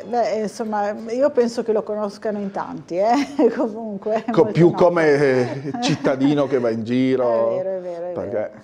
Perché non lo si vedeva spesso. Esatto, lo si conosce sicuramente per la sua simpatia, la sua ironia, ma era appunto dietro le quinte, quindi anzi, e chi sta dietro le quinte senza nulla togliere. È vero, è verissimo, infatti un plauso, no, a chi appunto consente poi tutti i giorni la messa in onda delle nostre trasmissioni, dei nostri telegiornali. Ha ragione il consigliere Salvati, insomma l'ha colpita questo saluto del nostro Franco Torricella, del nostro Toio che è andato in pensione, ormai lo sapete, abbiamo realizzato anche un servizio.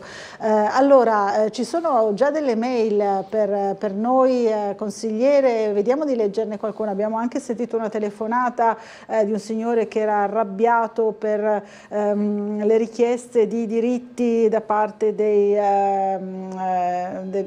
cittadini di religione musulmana emersi ieri nel corso della festività appunto della fine del Ramadan, che ha visto delle belle feste sia qui a Trieste che a Monfalcone, no? Abbiamo visto appunto delle belle iniziative per festeggiare. Quella di Monfalcone è stata così anche organizzata su più siti, perché non sappiamo bene, insomma c'è stata questa querella, questo braccio di ferro, no, tra il comune e le comunità, le associazioni musulmane presenti nella città dei cantieri. Come ha vissuto questa giornata? Ma io non credo che, come dire, io non credo che manifestazioni, iniziative di questo genere tolgano qualcosa a noi, anzi dovrebbero aggiungere. La questione secondo me sta in due termini. Intanto dovrebbero aiutare però sta anche molto al senso, come dire, civico e di gratitudine da parte appunto di chi si professa della religione islamica, a riconoscere il fatto che gli viene data quindi la possibilità, anche perché il nostro è uno Stato laico dove sono consentite, no, le professioni delle varie religioni, e quindi ci dovrebbe essere, a mio avviso, questo senso di gratitudine. Ricordo che quando anni fa, giusto per fare una piccola digressione, ma che a mio avviso ha una certa importanza, che anni fa quando avvenne un delitto appunto da parte, un fenomeno criminoso, adesso non ricordo precisamente quale fosse, dove avvenne, però più di qualcuno, e io sostenni questa tesi, disse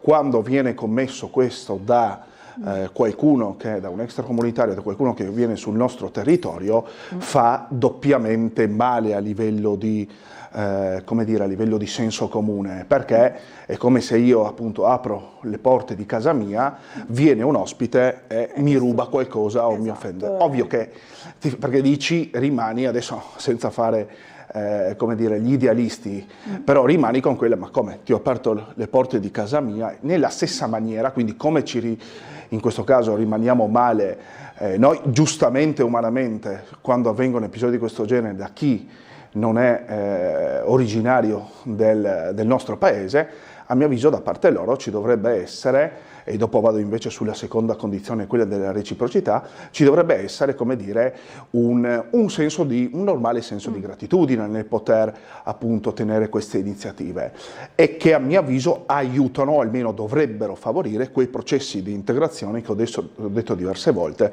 non sono stati portati avanti. Questo è un vulnus della nostra cultura, non sono stati portati avanti a dovere, perché non sono stati, secondo me, stanziati adeguatamente i fondi, e soprattutto non sono state fatte quelle riforme di cui il sistema aveva assolutamente bisogno per integrarli. Poi, e qua finisco il ragionamento, ovviamente noi, cioè chi si professa di religione cristiana, dovrebbe avere la stessa, e qua stanno sì i patti tra i vari paesi, gli accordi, dovrebbe avere la stessa possibilità di poter fare. Noi non abbiamo iniziative di questo tipo, ma sicuramente penso alle Via Crucis, ad altre manifestazioni che vengono fatte quando si celebrano le nostre festività, dovrebbero riuscire a fare tranquillamente tutte le varie iniziative di religione cristiana nei paesi musulmani. Ecco, questo secondo me dovrebbe essere fondamentale. Poi leggiamo altre mail su vari argomenti, ma sentiamo la telefonata. Pronto, buongiorno. Buongiorno, io sono Gabriela da Camposacro, mi allaccio al discorso del presente ospite sulla appunto convivenza tra cittadini e comunità straniere. Si può anche condividere, però per esempio noi di Camposacro stiamo portando avanti adesso una segnalazione che è del tutto inopportuno che gli ospiti vengano del Silos o anche non so da dove portati qui all'ostello di Camposacro, che non è per niente idoneo a ricevere tante persone.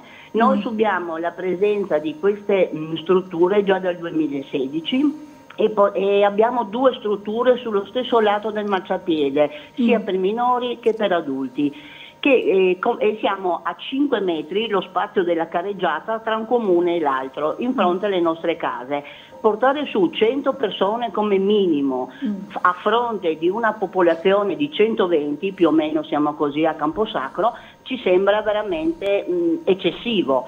Ci sono stati dei disagi per la sicurezza e noi siamo preoccupati assolutamente solo per quella, perché ci sono stati più occasioni di molestie, di risse, di schiamazzi notturni e diurni, di intrusioni in giardini privati, furti nel supermercato, e in più il solito disagio dell'autobus stracolmo, la linea 44.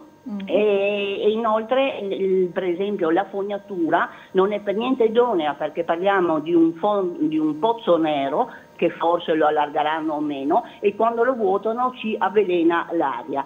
In più vorremmo sensibilizzare, come ha detto ieri il Questore, le cooperative che gestiscono queste strutture, perché gli ospiti non hanno orari di entrata e di uscita, disturbano il sonno di chi sta proprio di fronte. E inoltre vorremmo perorare la causa degli scout. Non vedo perché non si possa dare uno spazio ai nostri giovani che tra l'altro portano avanti delle idee buone, morali, del buon vivere. Scusate se ho disturbato. Beh, insomma, ma no, non ha disturbato, signora, ha fatto un'analisi delle richieste, insomma, ben precise. Abbiamo già avuto degli incontri sia con la sindaca di Sgonico sia con la prima circoscrizione di Prosecco, però nessuno ci sta difendendo, quindi i nostri diritti non sono per niente ascoltati. Questa è la nostra situazione. Avrei bisogno di capire. Mi scusi, se può rimanere ancora un attimo in linea. No, avrei bisogno di capire. Mi pare di aver compreso che c'è una raccolta firme in atto, corretto? Abbiamo già fatto e già presentato. Guardi, io non ho nessun problema a portare il tema in richiedere la convocazione di una commissione, se magari ha modo di... Grazie a lei molto, perché noi siamo molto preoccupati, perché siamo pochi, anziani, persone sole, e quindi donne che vivono da sole, e quindi questo assembramento è eccessivo. Se può mandare a Sveglia, non so se è avvezza nel scrivere delle mail, giusto? Per capire. Proverò. No, a Sveglia Trieste, io mi impegno a... Tele4.it, magari ci scrive quello che ci ha raccontato adesso, magari 2 righe giusto per il testo, no? E così poi lo dirò che abbiamo già mandato 2 tipi di lettere alle varie istituzioni. Ecco. Qualcuno ha risposto, qualcuno no. Ci può mandare quella allora. Va bene, così. Manderemo Benissimo. a Sveglia Trieste e faremo subito il possibile per segnalare la nostra situazione e che siamo qua in balia degli eventi, senza sapere nulla di preciso. Con preoccupazione, insomma, apprensione. Noi siamo preoccupati per la nostra sicurezza. Per la sicurezza, assolutamente, no? in primis. Capito. Grazie Va signora bene, e buona giornata. E raccogliamo questa... Grazie mille, mandiamo la mail. Grazie molte. Allora, raccogliamo la segnalazione, no? Guardi, anche qua, senza alcuna ipocrisia, se io fossi, mi pare di capire che ci sono anche persone non più ventenni che abitano in quella zona. Esatto. Se io fossi, credo, al loro posto con la loro età, personalmente credo che poi bisognerebbe trovarsi, ma almeno fare lo sforzo di mettersi nei panni altrui, credo che sarei preoccupato anch'io in virtù... Perlomeno così, per avere anche notizie certe, no? Diceva la signora, o comunque ma in virtù di quanto appunto è stato, non ho prontezza di tutto degli vari avvenimenti che ha raccontato la signora dei supermercati, ma vogliamo crederle, no? Vogliamo quindi riconoscere la buona fede, però c'è una responsabilità, quando parlava anche della fognatura dei mezzi pubblici, c'è una responsabilità che non sta solo, ovviamente, sta anche in capo, perché se si va nei supermercati e si ruba, ovviamente la responsabilità è singola ed è penale, perché sta in capo la singola persona, però il resto delle tematiche che sottolineava la signora sta anche in capo alle istituzioni, quindi se non c'è una fognatura appropriata o c'è un altro posto dove a tutti gli effetti poter dare una dimora migliore rispetto all'attuale, non è che ci voglia così tanto nel fornire, e allora bene, altrimenti se quello è l'unico posto che si vi è individuato, ovviamente non può avvenire, secondo me, poi questa è la mia opinione personale, non può avvenire un trasferimento di queste persone con tutte queste problematiche, quindi le istituzioni devono fare assolutamente la loro parte e non possono dire dopo, sì, in effetti, dopo che la problematica non c'era la fognatura, quindi che ben venga che i cittadini, la segnalazione, cercheremo appunto di capire a fondo attraverso una commissione comunale quello che si può fare, non per impedire, ma per far sì che se ciò avvenga nella miglior maniera possibile. Allora, buongiorno amici, ci scrive Roberto, oggi c'è sciopero degli autobus, sì, è previsto un sciopero, lo vediamo sul sito di Trieste Trasporti, oggi giovedì 11 aprile, possibili disagi però dopo le 18, diamo anche questa informazione, no, di servizio. Le segreterie provinciali di Trieste, Filti CGL e Will Trasporti hanno aderito allo sciopero nazionale del trasporto pubblico locale proclamato per oggi, giovedì 11 aprile, lo sciopero della durata di 4 ore avrà inizio alle 18 e terminerà alle 22. Possibili disagi nella fascia oraria quindi indicata, quindi non questa mattina almeno, insomma è una fascia hanno cercato di non creare troppi problemi. Meno problematica, no? Per la maggior parte poi delle persone. Allora, una telefonata, pronto, buongiorno, chi è in linea con noi? Sergio, buongiorno a voi. Sergio, buongiorno. Volevo fare un po' di segnalazioni a riguardo. Prego. Ecco, gli altimetri di Viale Miramare, gli altimetri, quelli che praticamente hanno l'altezza, quando arriva un camion non so se il consigliere ha presente, quello che è vicino al ponte di Viale Miramare e anche a San Marco, sono completamente avvolti nel tubo e non fanno il loro lavoro. Poi lì del ponte di ferro di Barcola o di Miramare c'è la portella di entrata completamente ruggine che fa proprio schifo a chi entra, perché ci saranno i turisti, anche i triestini che entrano, e da anni completamente ruggine e fa proprio brutta figura. In via Caboro hanno pulito l'erba e non hanno pulito la scaletta che porta in via Donota.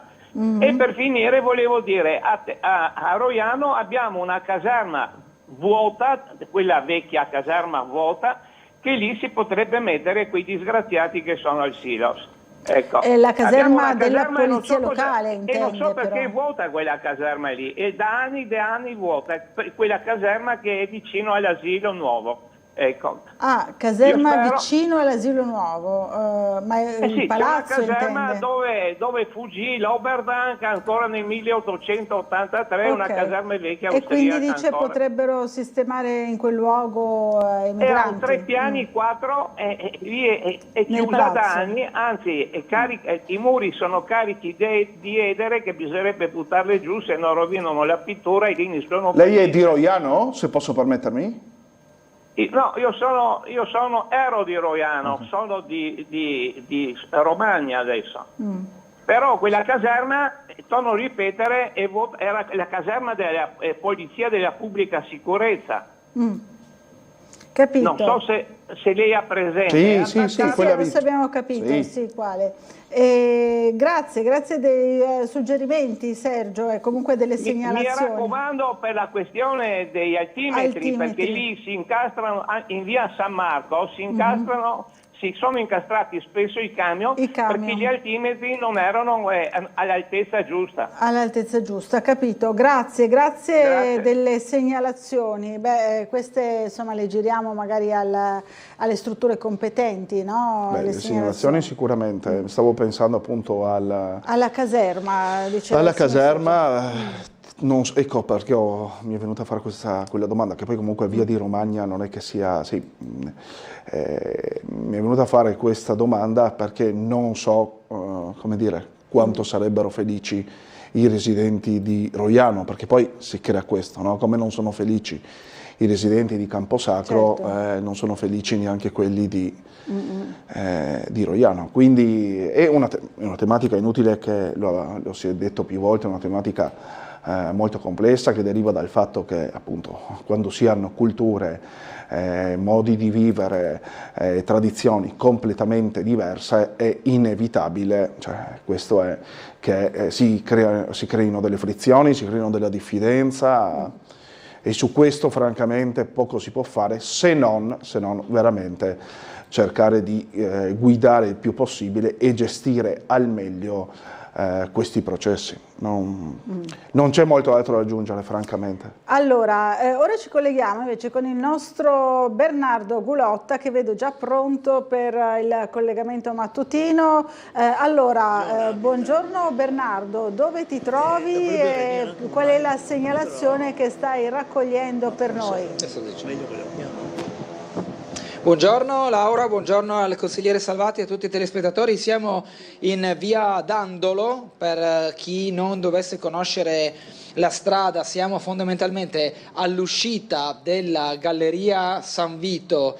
Come si esce dalla galleria? Subito la strada sulla destra, che è una strada a fondo cieco. Se invece di girare a destra per via Dandolo dovessimo proseguire dritti, andremo a incontrare il supermercato PAM di Viale Campi Elisi, per capirci. Quindi uscita dalla Galleria San Vito, subito la prima strada sulla destra. È una strada, come detto, a fondo cieco, che è pubblica, è del Comune di Trieste. Abbiamo raccolto la segnalazione di questi residenti, come il signore qui presente con me, a cui domando intanto del buongiorno, il ben ritrovato, a cui domando quali sono i problemi principali di questa zona, di questa strada. Lei mi parlava sporcizia, pulizie, il sentiero che è così così. Buongiorno a tutti, sì, strada pubblica, logicamente territorio comunale. Da anni e anni noi ci rivolgiamo sia al comune che ai vari consiglieri che sono venuti anche a fare dei sopralluoghi, ma non abbiamo mai risolto niente o poco niente. Riguarda sia la pulizia della strada, che ormai in questo 2024 penso non sia mai stata fatta. L'ultima volta che ho visto qualcuno era a novembre 2023. Poi l'ultima asfaltatura, se ben ricordo, è stata fatta nel 2001-2002 addirittura, quindi ci sono dei buchi eccetera eccetera.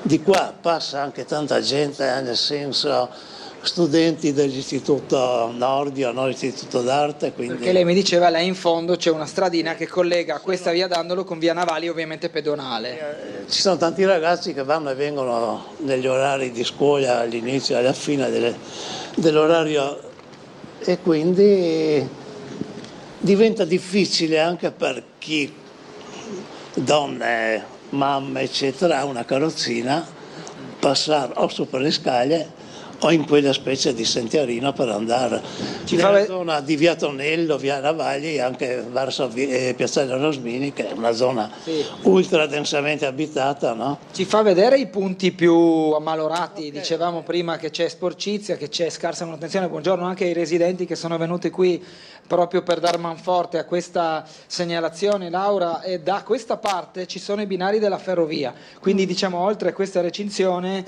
è proprietà delle ferrovie dello Stato. Mi ricordo che tempo fa c'era una questione legata ai rami, no? 2 anni fa hanno buttato giù una quarantina d'alberi adducendo a motivi di sicurezza troppo vicini alla ferrovia eccetera eccetera. Era venuto anche il sindaco, quei 3-4 alberi là sono rimasti. Qua hanno fatto piazza pulita, ma come ben vedete piazza pulita vuol dire tagliare ma poi lasciare in giro questi rami che vediamo qua. Sì, questi sono anche opera di pochi mesi fa, che hanno fatto un'ulteriore potatura, e difatti si vede bene laggiù. Allora andiamo dove ci diceva lei che sembra essere uno dei punti più nevralgici, soprattutto sul profilo della pulizia e della manutenzione, della tenuta degli asfalti. Qui, Laura, rivediamo ancora tutta l'accumulo di foglie, di ramaglie che dopo anche la potatura i residenti lamentano non sono state portate via. Oggi Labora ha fatto un po' da spazzino, no? Logicamente. Da accumulatore naturale. Ha portato via magari un po' di immondizie, ma la situazione è tragica. La situazione è questa che ci viene descritta. Ecco, qua lo si vede anche in maniera abbastanza emblematica. Ci sono le macchine che stanno da schermo, ma fondamentalmente che dietro le auto, Laura, adesso mi scusi, non gli ho chiesto il nome. Ennio Calligaris. Ennio ci sta raccontando che dietro le macchine, perché se la strada si può vedere, si presenta diciamo normale, pulita, subito dietro le macchine ci sono rifiuti, residui quella specie di potatura, eccetera, eccetera. Mai portati via. No? E mi è stato detto anche da un altro vostro residente che sono comparse le pantigane, giusto? Giusto. Le hanno viste, qualcuno se l'è trovata fra i piedi perché aveva la macchina parcheggiata qua, poi qua dietro le ho viste anch'io, perché chiaramente più immondizia, più sporco, quelle pesti là ci vivono. No? Allora, vediamo ancora un attimo, prima di ricevere la linea, altri punti di questa via Dandolo, poi Laura, noi ci sposteremo anche per fare un punto della situazione riguardo alla manutenzione delle strade, visto che questa sera Ring si occuperà proprio di strade, marciapiedi, opere pubbliche e manutenzioni, e quindi andremo un attimo in diversi angoli della città per vedere a che punto siamo. Questo è uno degli esempi, no? Ennio? Questo è uno dei buchi che è pericoloso sia per i pedoni che anche per chi ci parcheggia la macchina, il motorino, eccetera. Cose segnalate già. Ecco, diciamo chiudere la segnalazione fondamentalmente. La vostra richiesta è intervento del comune per pulizia e manutenzione. Manutenzione della strada. Che non avviene da tanti anni. La vera asfaltatura fu fatta agli inizi del 2002, quando anche quella volta abbiamo fatto una grossa battaglia con l'allora assessore ai lavori pubblici che era Giorgio Rossi, l'attuale assessore alla cultura, perché la fascia all'interno dei pali della luce era ancora praticamente intera battuta a pietra e aveva uno scalino di circa 20 cm tra l'asfalto e la terra. Quindi là sono successi quella volta incidenti, macchine rotte, qualcuno è caduto.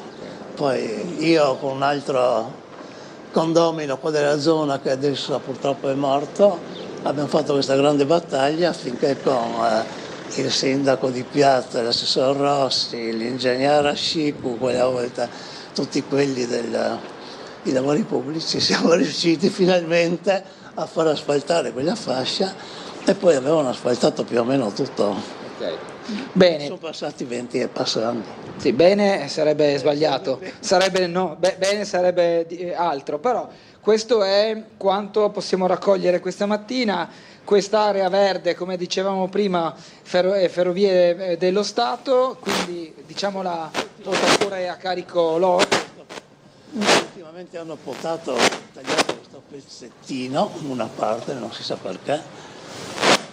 La polizia anche all'interno, che è zona ferrovia, è latente. Laura, noi siamo ancora qui a disposizione se ci sono domande. Queste sono hanno trovato qui, ma qui si presta, no? Che raccoglieremo nel corso magari anche di questa mattinata, perché andremo un po' a vedere quelli che sono forse i punti più critici.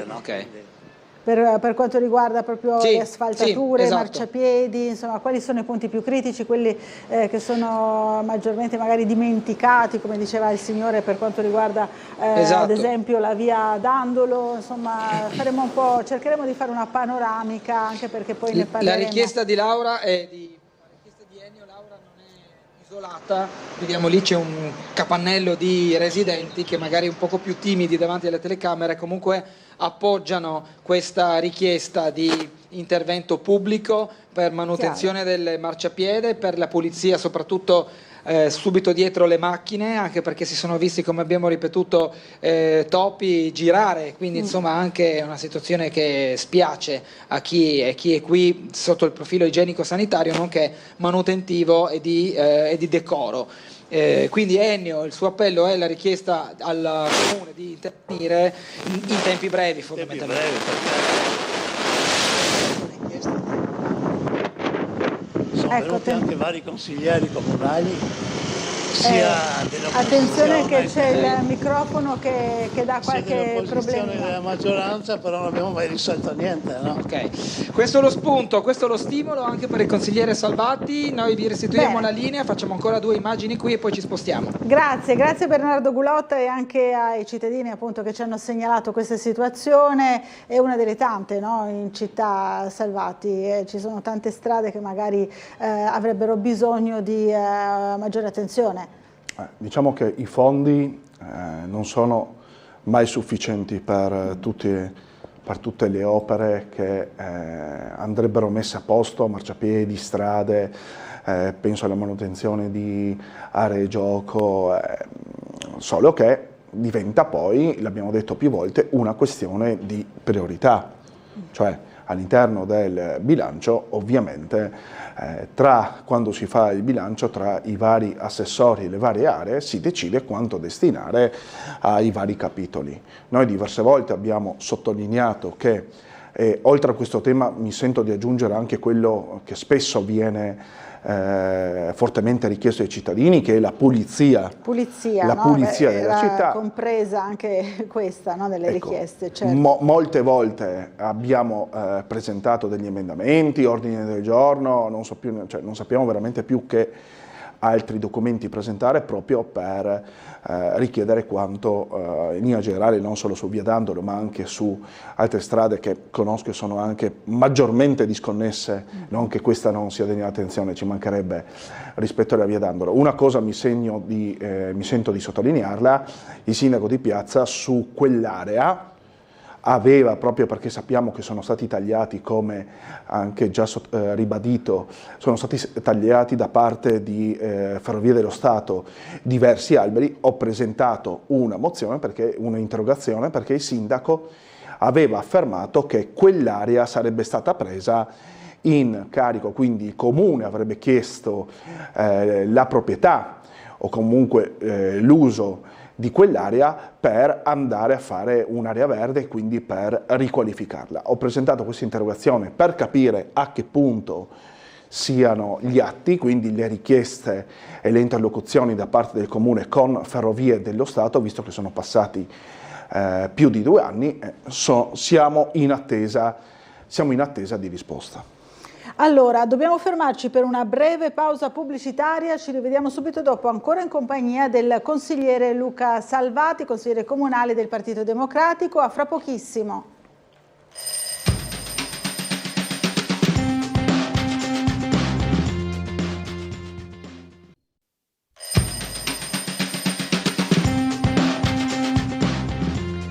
Allora, bentornati in diretta con Luca Salvati, nostro ospite questa mattina. Leggiamo qualche mail, Salvati, perché ce ne sono tante, magari cerchiamo di fare un po' d'ordine, non è facile perché sono già tantissime quelle arrivate. Allora, le leggo così un po' a random, facciamo così. Dunque, ci sono le mail che riguardano sempre la questione immigrazione e c'è Emma che chiede solidarietà per quanto riguarda la sindaca di Monfalcone Cisint, che sappiamo è stata anche minacciata, quindi da questo punto di vista non c'è alcun dubbio. Non c'è alcun dubbio.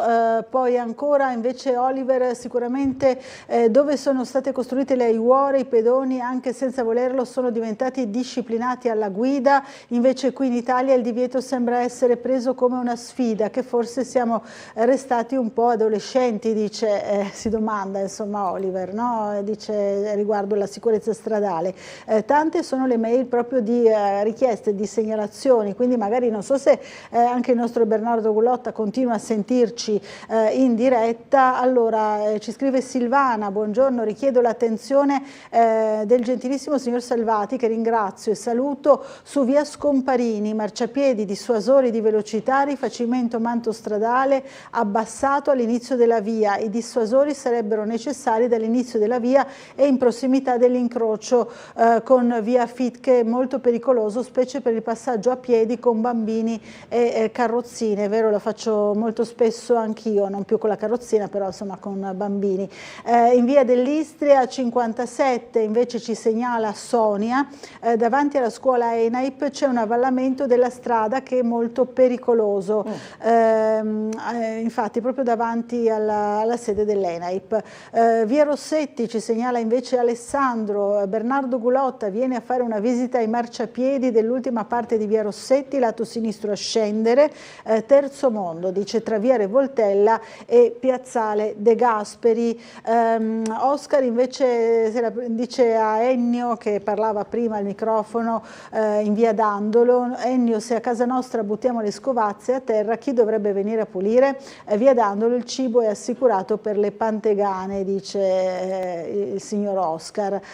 Dunque, ancora grazie al giornalista Bernardo Gulotta, insomma ci sono vari interventi su questi temi, no? Raccoglie un po' le segnalazioni anche lei, Salvati. Beh, ma sono i temi adesso per chi come me è stato diversi oggi consiglieri comunali, ahimè non mi sento di dire, perché ogni tanto la stoccata devo sempre ricordarmi di darla, altrimenti perdo lo smalto, no? Non sento di dire la stessa cosa sui consiglieri regionali e parlamentari, ma sicuramente diversi degli attuali consiglieri comunali sono passati per la circoscrizione, che torno a dire dovrebbero essere affidati sicuramente maggior competenze, maggior autonomia di spesa, di bilancio, perché a mio avviso le circoscrizioni dovrebbero avere un tesoretto per poter intervenire in maniera abbastanza rapida e veloce su problematiche come queste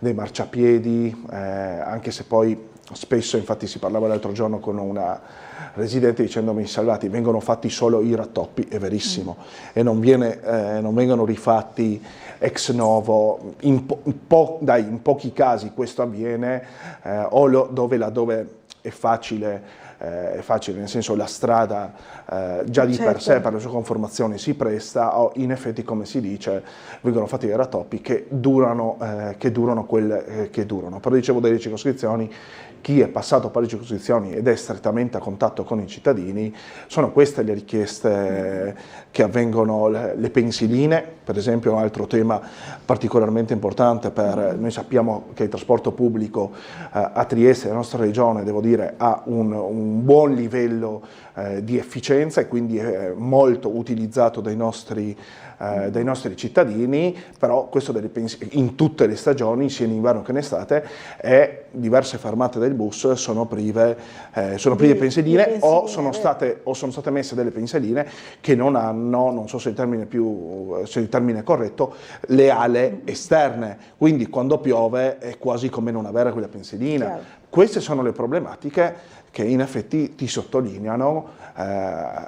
Ricordo nel primo mandato che ho fatto dal 2006 al 2011 in circoscrizione, ma anche dopo, successivamente, la maggior parte delle volte sono queste, e la politica, questi sono secondo me i temi su cui deve dare priorità, senza nulla togliere, non è un deve essere un senza nulla togliere poi a prenderci cura anche di avere, come ho letto in questi giorni, di avere un acquario. Anch'io sono dell'idea che un acquario non può essere virtuale, perché francamente allora, sono assolutamente contrario, per fortuna non in tutti i circhi, perché se ne vedono ancora alcuni che hanno a loro disposizione degli animali, non riesco a capire se perché fuori norma quel che è, però su un acquario è un qualcosa un po' diverso. In circo puoi mettere attrazioni di un altro tipo, lo fai diventare giocoleria. Anche il circo in città, no? Quindi giocoleria, un acquario, mettermi pesci virtuali, no. Secondo lei non ha senso, no. Insomma, non ha molto senso. Quindi anche prendersi cura di queste, ho fatto questo esempio, prendersi cura di temi di questo tipo, se vogliamo essere una delle città più turistiche del nostro paese. Chiaro. Allora, c'è una telefonata. Pronto? Buongiorno, chi è in linea con noi? Buongiorno signora Laura, sono Silva da Monfalcone. Silva, buongiorno. Buongiorno Io Silva. volevo dire una cosa, sono stata in attesa quasi mezz'ora oggi, veramente. Dica pure Silva. Allora, volevo dire, come che non hanno ancora capito i politici che per portare ad un integralismo dell'Islam bisogna partire dalle donne. è venuta ad abitare lì sul mio pianerottolo di fronte una famiglia del Bangladesh. Glielo dico, all'inizio ero disperata perché non sapevo come si comportavano. Dopo una settimana è venuta la signora con i suoi 3 bambini bussare alla porta portandomi una piantina di primule. E allora la signora non parla italiano, le 2 bambine, cioè 11 e 9 anni, lo parlano perfettamente. Fanno da traduttrici alla madre e quando siamo rientrate talmente, cioè mi chiamano nonna, e adesso come entrano in casa mia sia le 2 ragazzine che portano il velo sia la mamma prendono con disprezzo il loro velo e lo buttano per terra. Io ho comprato per loro degli abiti all'occidentale che li portano solo quando sono a casa mia. E poi con il terzo passo questa signora ha rischiato la vita. Il marito non vuole nessuna precauzione. Siamo andate insieme al consultorio come 2 ladre, glielo dico perché se qualcuno ci vedeva sicuramente la signora subiva non so dire cosa e viene a prendere ogni giorno la pillola anticoncezionale a casa mia all'insaputa del marito. Dobbiamo partire dalle donne perché odiano il loro modo di vestire e la foto che avete mostrato di loro dietro a quella rete stamattina sembravano veramente degli animali e la loro era una disperazione sul volto. Ma lo volete capire questo? Capito, è proprio partire dalle donne, l'abbiamo evidenziato anche ieri, no? In collegamento da Monfalcone proprio con la festa del fine Ramadan, il fatto che erano effettivamente tutti uomini, non c'erano donne, no? Non c'erano donne. In questi spazi e poi guardi, di proprio qua a Monfalcone hanno aperto una cartoleria del Bangladesh, la mamma, tra virgolette, fa la guardia alla figlia, vestita con il velo tutta chiusa. La figlia invece ero ieri a fare delle fotocopie, aveva un bellissimo tailleur pantalone verde con questi capelli neri, perché hanno dei capelli veramente belli. Bellissimi. Si stanno prendendo il posto che abbiamo noi in Italia. Bisogna partire da loro, non permettere che gli uomini, no mi scusi dottor Salvati, lei è proprio escluso dal discorso, no, come vengono trattate, peggio degli animali, perché quello che mi racconta questa signora che ha rischiato la vita per mettere al mondo il terzo figlio, il marito non vuole nessuna precauzione. Ho capito. Grazie Silva di averci raccontato insomma la sua esperienza e anche così la richiesta di cercare di fare qualcosa magari per andare verso l'integrazione, no? Beh, intanto è una bellissima testimonianza. È una bella testimonianza. È una bella testimonianza di un'integrazione, mi sentirei di definirla faccia a faccia o comunque di un'integrazione di vicinato che nasce dai singoli, ma che un po' ricorda, se vogliamo, quello che era nei tempi passati, nel dopoguerra, quando, se vogliamo, i miei genitori sono meridionali, i meridionali a quella volta venivano per diversi motivi, o perché andavano nelle forze armate, o perché c'erano la Fiat, diverse aziende qua al nord, e venivano al nord. All'inizio sappiamo che non erano, magari non sono stati accolti tutti in una certa maniera, e anche là c'erano delle usanze, penso non so ai panni stesi, che non era un'abitudine, se ricordo bene, particolarmente, e che creava, ma che poi dopo sui pianerottoli si creava quel senso di comunità. Quindi grazie veramente alla signora per la testimonianza, e soprattutto da uomo mi sento di dire che vedere, sentire quelli che sono che poi non sono loro, spesso non in maniera pubblica, ci vorrebbe, io credo, una bella rivoluzione da parte delle donne, perché sentire che deve andare di nascosto a prendere la pillola e quindi immaginare in che situazione si trovano, credo che mi viene da pensare che noi dobbiamo assolutamente favorire il più possibile quello che diciamo spesso, e non dovremmo dirlo solo il 25 di novembre, il giorno è la giornata in cui si ricorda la giornata internazionale contro la violenza sulle donne, ma le donne devono assolutamente denunciare laddove mi si consenta, laddove è palese, certo, perché apriremo magari un'altra volta invece cosa può succedere, ma non è questo il caso di donne che invece si fanno prendere la mano e la cosa non è palese nei confronti di uomini affermando e facendo le denunce che non ci stanno, ma invece laddove questo esiste devono assolutamente denunciare, e noi dobbiamo aiutare le donne, le nostre, le donne dell'Islam, di qualsiasi religione, di qualsiasi comunità, a far sì che laddove c'è violenza fisica, psicologica, siano portate a denunciarle. Anche perché, e ha ragione assolutamente la signora, cioè, vedere che sono le condizioni in cui sono, sarebbe bello. Adesso mi è venuta questa immagine che ieri ho iniziato a vedere, che non l'avevo mai visto, poi mi sono addormentato, l'ultimo film della Cortellesi. Bellissimo, davvero. No? Hanno definito, se non sbaglio, col maggior numero di incassi dei film esatto, che parla quindi dell'emancipazione delle donne. Credo che sarebbe bello riuscire, come dire, a portarle a un cineforum e mostrar loro quel film per far partire quel senso di rivoluzione interiormente a ciascuno di loro. È vero, andrebbero anche supportate, perché immagino non sia facile dal momento che appunto non conoscono nemmeno la lingua, no? Quindi anche questo è un problema, un ostacolo, uno steccato da superare. Allora, una telefonata, buongiorno. Buongiorno, sono Franco Lega da Udine Nord. Buongiorno. Franco, buongiorno. Buongiorno a voi, buongiorno ai cristiani e crulani. Per l'anniversario della patria del Friuli, il Messaggero Veneto ha lasciato mezza paginetta lì, un po' stegliata, per gli ieri cosa c'è stato lì, la festa del Ramadan. Sì. La signora Boccarella è andata là a fare l'intervista e dopo i giornali di oggi sono stati prolissi pagine e pagine di cose. Ma non lo so, io forse quando è così è un momento di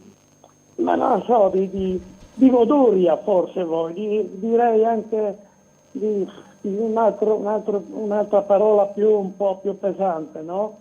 Ma insomma, ma possibile che bisogna fargli tutta questa pubblicità? Possibile che per gli italiani no, per i cittadini no? Non avete mai interpellato i cittadini, sempre le cose alte, le persone alte, le persone di alte sfere, come si dice, no? Ma sono i cittadini che sono penalizzati. Non mi pare che non sentiamo i cittadini, Franco. Signor Salvati, domani, visto che oggi ha parlato delle donne, domani cominci a mettersi a lavorare e cominci a fare dei provvedimenti perché le donne riescano a fare. E invece niente. Mi pare che le mie e le altre telefonate vengano cassate prima di arrivare sul tavolo, vengano messe subito nel cestino. Questa trasmissione la mandate qualche volta a Roma? Avete qualche volta qualche onorevole in rete o no? Grazie, manni. Arrivederci, Franco. Mi sento di difendere io Tele4, che non mi sembra la tipica trasmissione stalinista da censura. No, assolutamente. Quindi, diamo voce davvero, insomma, e poi soprattutto ai cittadini cerchiamo, insomma, no, per quanto possibile, di dare voce ai cittadini, anche alle diverse anime, alle diverse opinioni anche, no? Leggiamo le mail di vari segni a favore o contro, quindi ci proviamo, insomma. Fra l'altro, proprio in tema di integrazione ci sono tante mail che arrivano. Sarebbe molto bello, dice Maria, se oltre a rivendicare diritti gli amici islamici rispettassero anche i doveri, anche quelli previsti dalla Costituzione, rinunciando a tutte le pratiche incompatibili con le nostre leggi, no discriminazione o segregazione delle donne. Ha ragione, insomma, devono poter seguire i corsi di italiano, musulmano per integrarsi, poter andare in giro almeno senza il velo integrale, no matrimoni forzati, no poligamia, insomma il rispetto delle leggi del nostro Stato, giustamente dice Maria. Buongiorno, sono Alessandro, vi seguo sempre quando posso, volevo fare un appunto su chi parla di integrazione dei musulmani. L'integrazione non esiste, sono proprio loro che non la vogliono, dice Alessandro. Poi ancora sempre su questi temi, dunque Roberto ci scriveva, scusate, Salvati il Ramadan lei l'ha fatto? No, la domanda Roberto, no, credo che si veda anche dalla mia stazza che non sono per il Ramadan. Quando potranno votare, perché dovrebbero votare uno dei nostri, non uno dei loro, per gratitudine, e se non sarà così, si domanda Susanna. Se uno dei loro un domani avesse requisiti per candidarsi e riuscirebbe ad avere il consenso e fosse eletto, non farebbe altro che che adempiere a quelli che sono i processi decisionali per essere eletti e per rappresentare una parte o comunque i cittadini che esprimono la loro preferenza. Allora, sia Emma che Giampaolo dicono che ha ragione la signora che protestava, diceva ma no agli extracomunitari a Prosecco, non ci devono stare, un'invasione, ma perché invece di mettere queste persone nell'ex centro scout non vengono messe in un capannone industriale, in zona industriale? Ci sono moltissimi capannoni in vendita, vuoti, già dotati di bagni, docce, magari anche cucine, sono fuori dai centri abitati, più facili anche da controllare. Questa io non la trovo assolutamente una segnalazione, una proposta fuori luogo. E infatti in sede di commissione cercheremo di capire quali sono le altre, gli altri luoghi in cui possibilmente già dotati, quindi spendendo il meno possibile, anche perché noi dobbiamo vigilare sull'utilizzo delle risorse del nostro comune, e se c'è già un qualcosa di questo, io almeno mi trovo, le posso già dire qua, assolutamente favorevole. Concordo con la signora di Camposacro, dice Patrizia, ho saputo di questi disagi delle persone che vivono in zona, mi stupisco che questo grave problema esiste da troppo tempo e che i cittadini italiani non vengano tutelati, sempre sullo stesso tema. Insomma, vorrei dire al consigliere Salvati che le sue opinioni sull'immigrazione islamica in Italia sono quantomeno discutibili, e provi a vedere come stanno in Francia o in Belgio, nazioni laiche, capirà che l'Islam non è compatibile con la nostra Costituzione, quindi non si integreranno mai, dice invece Michele su questa questione. Non voglio partire in maniera così disfattista. Se una volta fatto un vero processo di integrazione non dovessero integrarsi, bene, allora sì che, cari signori... Allora, abbiamo nuovamente... Prego, Salvati, sì. E torno a dire una cosa, ma lo ripeterò fino allo sfinimento, quello che dobbiamo fare assolutamente come Paese è copiare le buone pratiche che gli altri paesi europei mettono in pratica. Ecco, su questo mi ritrovo quando diceva andiamo a vedere cosa fanno in Francia e negli altri paesi. Assolutamente su questo sì. Allora, vediamo allora in collegamento nuovamente il nostro Bernardo Gulotta, che subito su suggerimento dei nostri telespettatori è andato a vedere le condizioni dei marciapiedi nell'ultimo tratto della via Rossetti. Credo di riconoscere la zona dell'ex fiera, sì, che vedo alla tua sinistra, se non mi sbaglio. Allora, al teletrasporto, Gulotta. Al teletrasporto, esatto. Più o meno. Quasi, però siamo arrivati in via Rossetti, effettivamente zona che, dico la verità, non frequento tantissimo, però il colpo d'occhio è notevole, questo marciapiede che, come vediamo anche, non solo io, ma molti non frequentano perché in questo momento è vuoto, però è veramente messo molto male. Le aiuole sono completamente distrutte, quelle con, vedete dalle immagini di Gianluca Valenta, quelle con i cubetti ma anche con l'asfalto sono distrutte, non è che ci sono molte parole da aggiungere, perché lo stato manutentivo di questo marciapiede è un disastro. No, si fermi un attimo, la seguo piuttosto. Lei abita da queste parti, perché vedo che è il cane. Mai è stata fatta una manutenzione recentemente? No. Così da tanto tempo? Sì, non tutte le periferie sono così, mi sembra, no? Altre vie che ci segnala? Altre strade? Che sono messe male, intendo dire. Boh, basti che vai a fare un giretto qua. Sì, non è che... Comunque questo colpo d'occhio è abbastanza notevole. Sì, boh, ma già da moda, sempre così. Avete fatto richieste come residenti al comune di farsi parte attiva per mantenere? No, perché hanno già l'impegno di fare la ciclabile in Viale d'Annunzio, quindi sono già impegnati, mi sembra. La lascio in pace, grazie. Grazie a lei, buon lavoro. Va bene, è uno nostro del PD che abbiamo fatto passare appositamente là.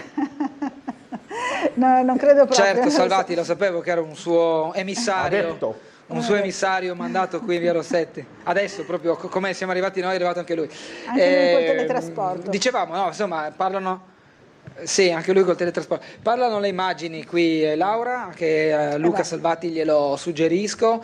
Il marciapiede è messo decisamente male, è abbastanza largo, non è frequentatissimo, diciamo le cose come stanno, perché non ci sono in questa strada intendiamoci, e in questo lato del marciapiede esercizi commerciali o attività che possono chiamare alla volontà di passare proprio di qua per venire apposta, però è zona di transito, questa è zona molto residenziale, ci sono tanti condomini, tante case, e quindi anche solo il dover passare per andare a prendere l'autobus, per andare a prendere l'auto posteggiata, chi arriva da queste parti e magari ha una mobilità non perfetta rischia di inciampare, farsi male, una storta alla caviglia o una caduta ancor peggio che può cagionare danni. Questo, Laura, e poi vi restituisco la linea dove ci stiamo avvicinando io e Gianluca, dall'auto ci sembrava essere uno dei punti più critici, perché non è solo ammalorato ma è anche sconnesso, diciamo una sorta di chicane, diverse gobbe che non agevolano il passaggio. Siamo in attesa da parte tua, Laura, eventualmente di ulteriori spunti per raccontarvi.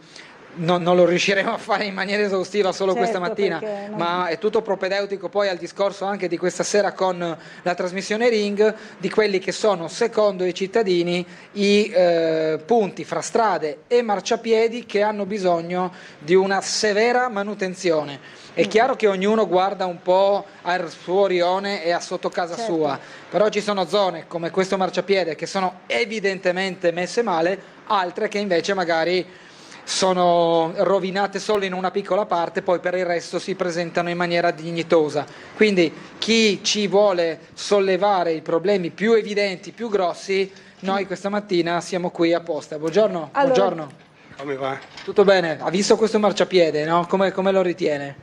Insomma, abbastanza emblematico. Maluccio. Richieste per mantenerlo? Dio, che la comune la vede di provvedere un pochino meglio, un pochino in tutto, no? Se stai giardino pubblico. Giardino pubblico. Anche fa pietà. Noi portiamo queste fiuzze là, queste pensionate che vanno lì.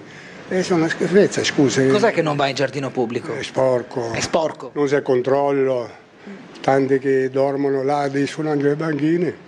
Sì, ci vuole un controllo anche in più. Okay. Grazie, molte grazie. Buona giornata a lei. Laura, abbiamo raccolto anche per il giardino pubblico, ti restituisco la linea. Grazie a Bernardo Gulotta, anche al suo ospite che ora probabilmente farà qualche altra segnalazione. No? Abbiamo 30 secondi? O no? Proprio 30 secondi. 30 secondi. Il primo di piazza, entro stasera c'è la trasmissione Ring, il primo mandante di piazza sarebbe riuscito oggi pomeriggio, sarebbe andato probabilmente lui stesso e avrebbe tappezzato quelle buche, perché devo dire, un tempo, non a caso è stato quindi riconfermato, un tempo l'amministrazione è stata capace di intervenire attraverso lavori pubblici, tagliando dei nastri, vuol dire quindi portando avanti delle opere. Oggi, francamente, non ce la fa per diversi motivi, per diverse priorità che viene data, e l'ultima cosa, quel marciapiede è anche altamente frequentato, non solo, come diceva, per i residenti, ma anche perché c'è uno delle aree gioco che poi diventa Luna Park, adesso l'abbiamo avuto per cosa in mio e mezzo, che è quello di Piazzale De Gasperi, quindi spesso si parcheggia là sulla via e si va a piedi. Infatti, quindi da attenzionare sicuramente. Allora, grazie a Luca Salvati, Grazie a voi. torni presto a trovarci qui a Sveglia Trieste, e poi seguiremo naturalmente anche Ring questa sera su questo tema sicuramente molto interessante e popolare del rifacimento e della manutenzione di marciapiedi e strade. Allora, ora spazio alla pubblicità, arrivederci al prossimo appuntamento. E una buona giornata.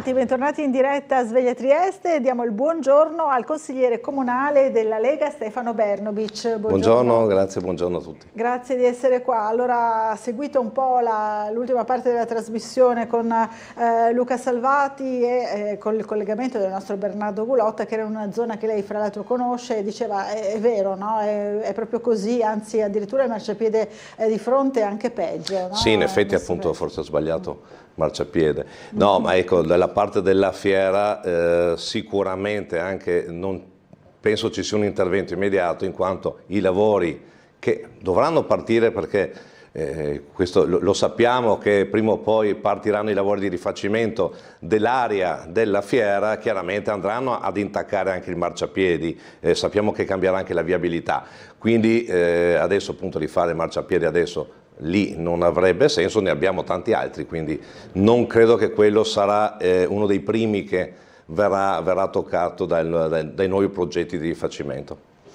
Allora, volevo prima di passare alla telefonata che è già arrivata dare uno sguardo anche all'articolo che il collega Niccolò Giraldi su Trieste Prima ha fatto per ricordare che il nostro Franco Torricella, detto Toio, è andato in pensione, quindi mi piaceva così far vedere anche questo omaggio di un altro collega, no? Un film lungo 40 anni, Toio, cameraman di Tele4, va in pensione. Ma sì, siamo felici perché è riuscito in questa impresa che può essere la pensione, ma Toio, bene o male, chi ha frequentato Tele4 appunto in questi 40 anni l'ha conosciuto, una persona splendida, quindi i miei saluti e la mia invidia insomma per questo risultato. Per questo traguardo importante. Allora, pronto, buongiorno, chi è in linea con noi?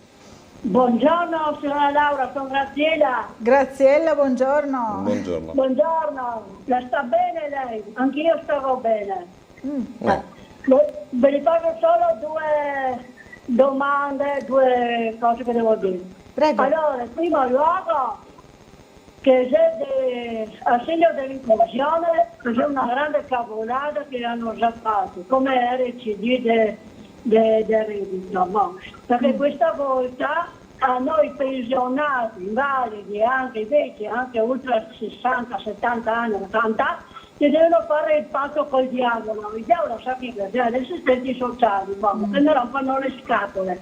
Ogni 3 mesi mi tocca fare questo il patto, ma poi da Meloni, da Perdicotti, come Berlusconi qua. Si sente male, signora Graziella? Mi sono grave. C'è la lingua veramente molto disturbata. Alla Tele4 che spiega la situazione. Ho devo andare al medico di base per farmi la carta perché non posso muovermi. Non devo mai capire qua queste cose. Cosa che combina? Dipende da quell'altro del reddito di cittadinanza. Insomma, ce l'ha con l'assegno di inclusione, con il reddito di inclusione che dice la signora Graziella è peggio addirittura per averlo, per vari adempimenti burocratici, pare di capire, ma la linea era veramente sì, non si è disturbata. capito benissimo, sì, oltre al reddito di cittadinanza che sì, anch'io chiaramente non ho condiviso, questo bonus, quello edilizio, insomma, che ci ha portato abbastanza in una situazione difficoltosa dal punto di vista del bilancio nazionale, sì. Adesso non lo so, adesso le procedure per il nuovo assegno di inclusione, che non so se sono i CAF, sentivo assistenti sociali, ognuno magari avrà dei riferimenti propri.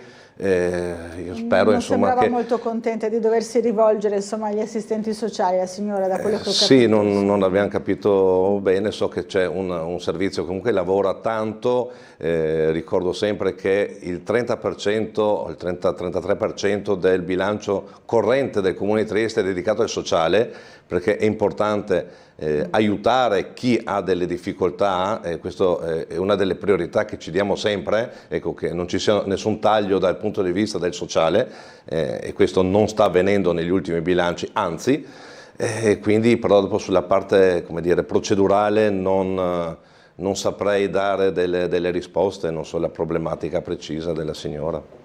Allora, facciamo vedere anche la vignetta di Marco Englaro su temi d'attualità. In questo caso si riferisce all'articolo che c'è oggi in apertura del piccolo, della pagina della cronaca di Trieste, ovvero dei parcheggi che verranno a mancare in Molo Quarto, no? Allora possiamo far vedere la vignetta. Te va a sentire che sparirà tanti posteggi in Molo Quarto, sì, sapevo, e mi sono già attrezzata, insomma, visto il sempre luogo. Simpaticissimo. Sempre simpatico, insomma, Marco Englaro con questi suoi disegni, con queste sue vignette.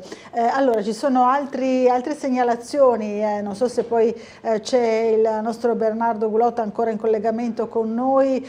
Ci chiede Fabio: buongiorno, in via Pirano il marciapiede frequentato da anziani e disabili è dissestato, addirittura con buchi tappati da sacchi di sabbia ormai da anni, mattonelle in vetrocemento rotte, deiezioni canine ovunque. Questo è poi un problema non solo, credo, di via Pirano. Dottoressa, buongiorno, ci scrive Salvatore, torna sulla questione dei luoghi di culto, la battaglia del sindaco di Monfalcone, la solita storia, leone con i deboli e pecora con i forti, ritiene Salvatore. Monfalcone senza i cantieri navali sarebbe il nulla e la Fincantieri senza i lavoratori del Bangladesh ridurrebbe gli introiti. Quindi anche il Vescovo Trevisi ha detto che occorre rispettare le leggi del nostro paese, ma non dobbiamo reclamare l'osservanza a singhiozzo, e poi ha aggiunto che bisogna permettere la libertà di culto. Questo è un tema molto delicato che viene molto dibattuto dai nostri telespettatori. In tanti hanno espresso solidarietà, invece la sindaca Cisint, no, per assolutamente la sindaca Cisint, il sindaco Cisint, Anna Cisint, sta facendo, ha cambiato un po' il volto anche estetico della città di Monfalcone, perché ci tiene molto, però su certe situazioni è sicuramente molto difficile incidere, sta facendo di tutto affinché i residenti, quelli italiani, quelli nativi, ma un po' tutti possano vivere in maniera decorosa, perché ha cambiato la piazza, ha sistemato un po' tutta la parte dei lavori pubblici di quella città che era ferma da tanti anni. Però queste situazioni sono veramente complicate, perché non si possono, come dire, decidere con una bacchetta. Abbiamo visto che ci sono anche delle sentenze, cioè, bisogna seguire tutta una serie di situazioni affinché si possa anche convivere, che questo è un po' l'obiettivo di tutti, cioè riuscire a convivere, ma convivere chiaramente seguendo anche le nostre indicazioni, le nostre leggi, le nostre usanze, perché sì, non possiamo totalmente noi cambiare perché c'è qualcun altro con altri usi e costumi. Proprio su questo anche il Questore, ho letto insomma un articolo. Sì, è vero, oggi abbiamo realizzato anche noi il servizio e c'è stata questa ripresa anche un po' delle un po' una bacchettata la vedo, perché sì. se bene o male la politica spesso dice le cose e lo dice magari un po' anche perché ha il compito di intervenire in un certo modo. Se il Questore dice delle cose è perché chiaramente lo fa con dei numeri, con delle certezze, con delle cose molto chiare, e quindi se l'ha fatto vuol dire che ci sono dei fatti assolutamente precisi ed importanti che dobbiamo attenzionare tutti, cioè non possiamo sicuramente adesso dire che non è così, lo sappiamo, se lo dice il Questore tanto di più. Quindi ma la richiesta è anche banale: se ci sono delle persone che arrivano qui, e questo lo dico sempre e lo continuerò a dire, che scappano dalle guerre, scappano da qualcos'altro, bene, li accogliamo anche qui, in un numero come dire, preciso, non illimitato, ma devono seguire le nostre regole, ma cioè seguire, non possono andare in giro ad accoltellare, a rapinare, cioè non capisco, uno che scappa dalla guerra, viene qui, non c'è nessuna guerra, può stare benissimo e non capisco perché deve creare dei problemi. C'è una cosa secondo me molto banale, il mio pensiero, che non riesco veramente a capacitarmi di questo. Poi gli diamo anche la possibilità con delle strutture, ci sono le cooperative in questo caso, che infatti dovrebbero sorvegliare, ma educare e dare le indicazioni per come ci si comporta qui, perché magari non so, in Pakistan, Afghanistan hanno delle usanze e comportamenti diversi, però uno entra qui, scappi dalla guerra, cerchi qualcos'altro, qui non c'è nessuna guerra, qui stai bene, però non puoi venire tu a dettare le regole e fare quasi guerra ai nostri concittadini. Sentiamo la telefonata, poi dobbiamo andare in pubblicità. Pronto, buongiorno, chi è in linea con noi? Pronto? Buongiorno. Buongiorno, sono Serena. Serena, buongiorno. Buongiorno. Allora, mi scuso, non sono in tempo perché stavo telefonando il problema di prima delle strade. Sì.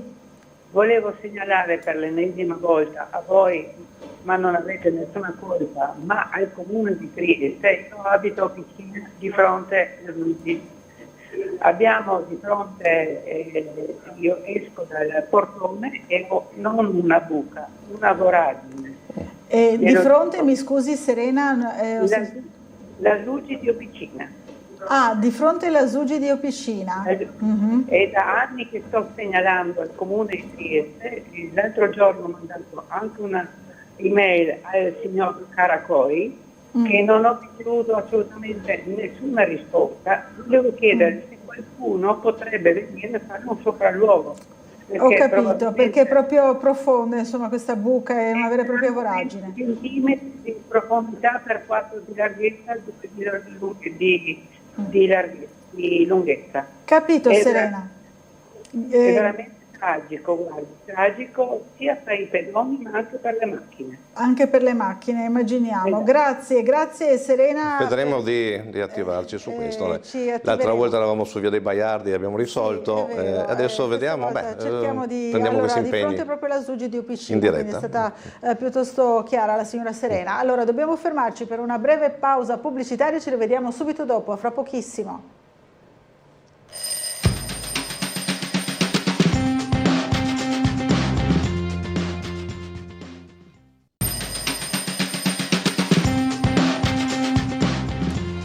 Bentornati in diretta Sveglia Trieste, allora sempre in compagnia di Stefano Bernobic che è qui con noi a rispondere alle vostre tante mail e telefonate, ce n'è già una in arrivo, allora sentiamola subito. Pronto, buongiorno. Buongiorno signora Bucarella, buongiorno a lei e al consigliere Bernobic. Buongiorno.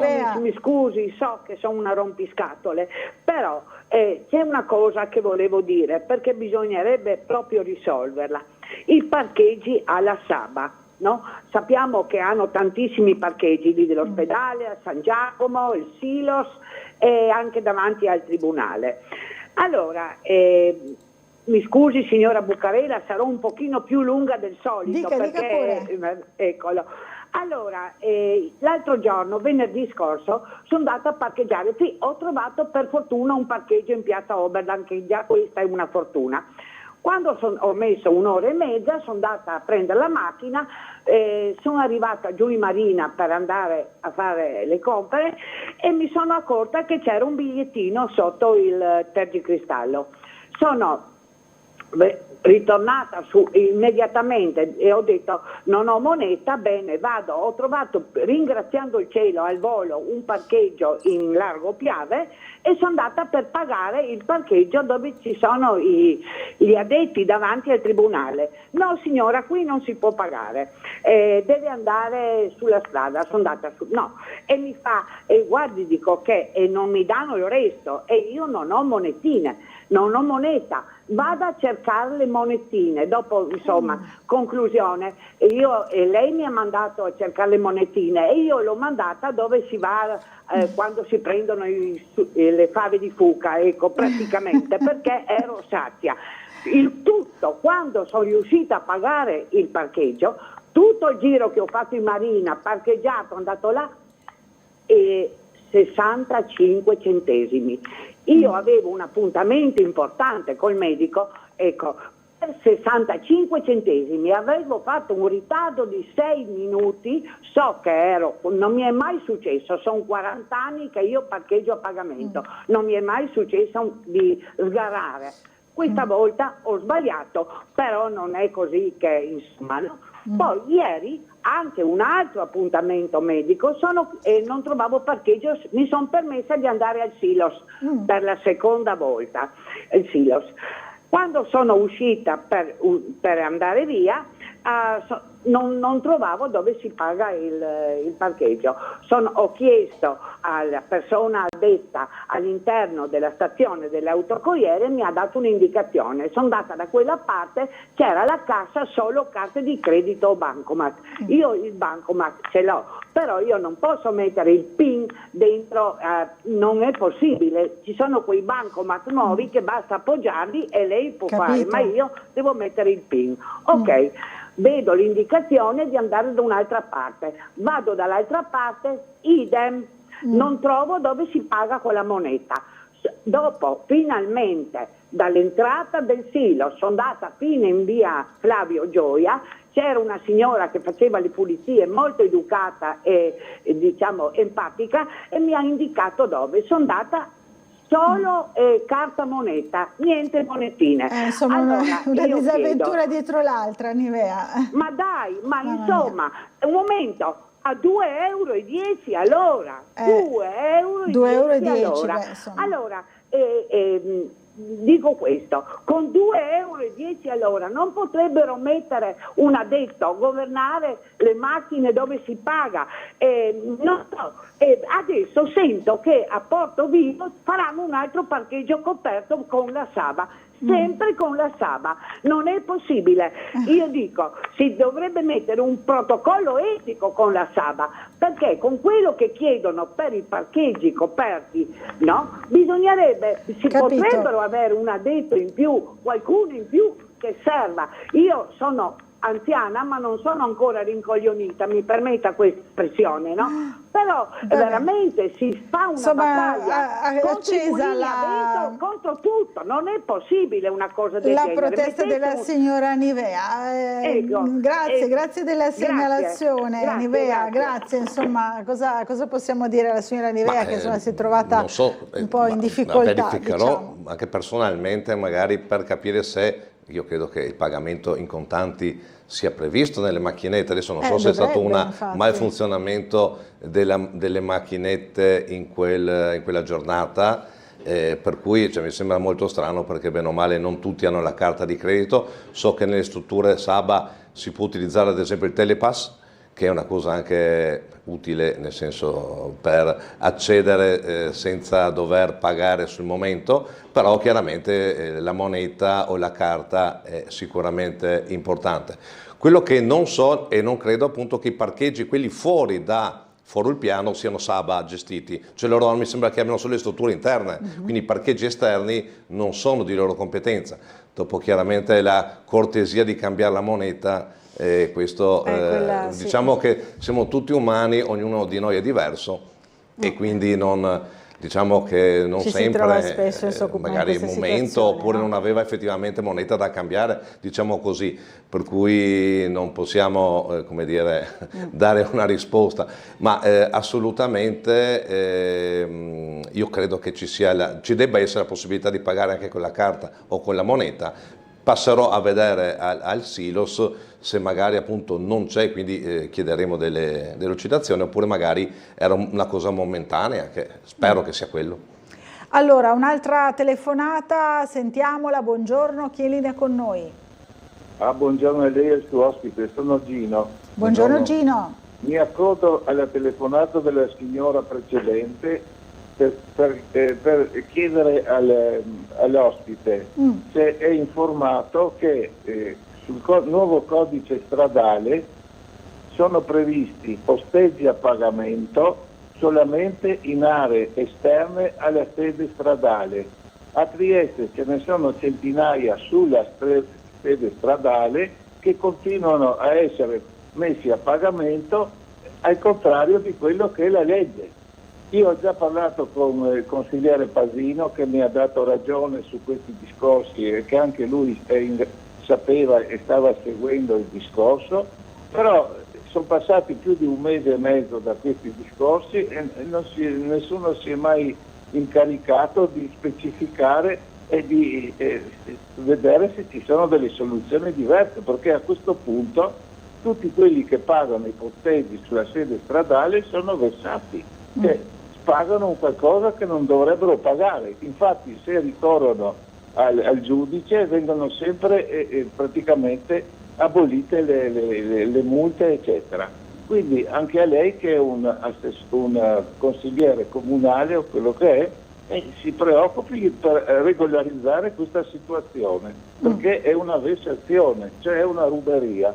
Grazie, buongiorno. Grazie Gino, buona giornata a lei. Ma questo verificheremo, ma penso che riguarda tutte le città d'Italia, perché penso che ovunque il parcheggio sulla sede stradale avviene, per cui adesso però mi ha incuriosito e mi ha dato questa indicazione. Chiaramente non sono a conoscenza di tutto, mi fa piacere che qualcuno magari anche ci dia delle indicazioni su questi temi, perché magari il codice della strada nella sua complessità e nella sua completezza magari non ne sono a conoscenza, ma approfondirò l'argomento.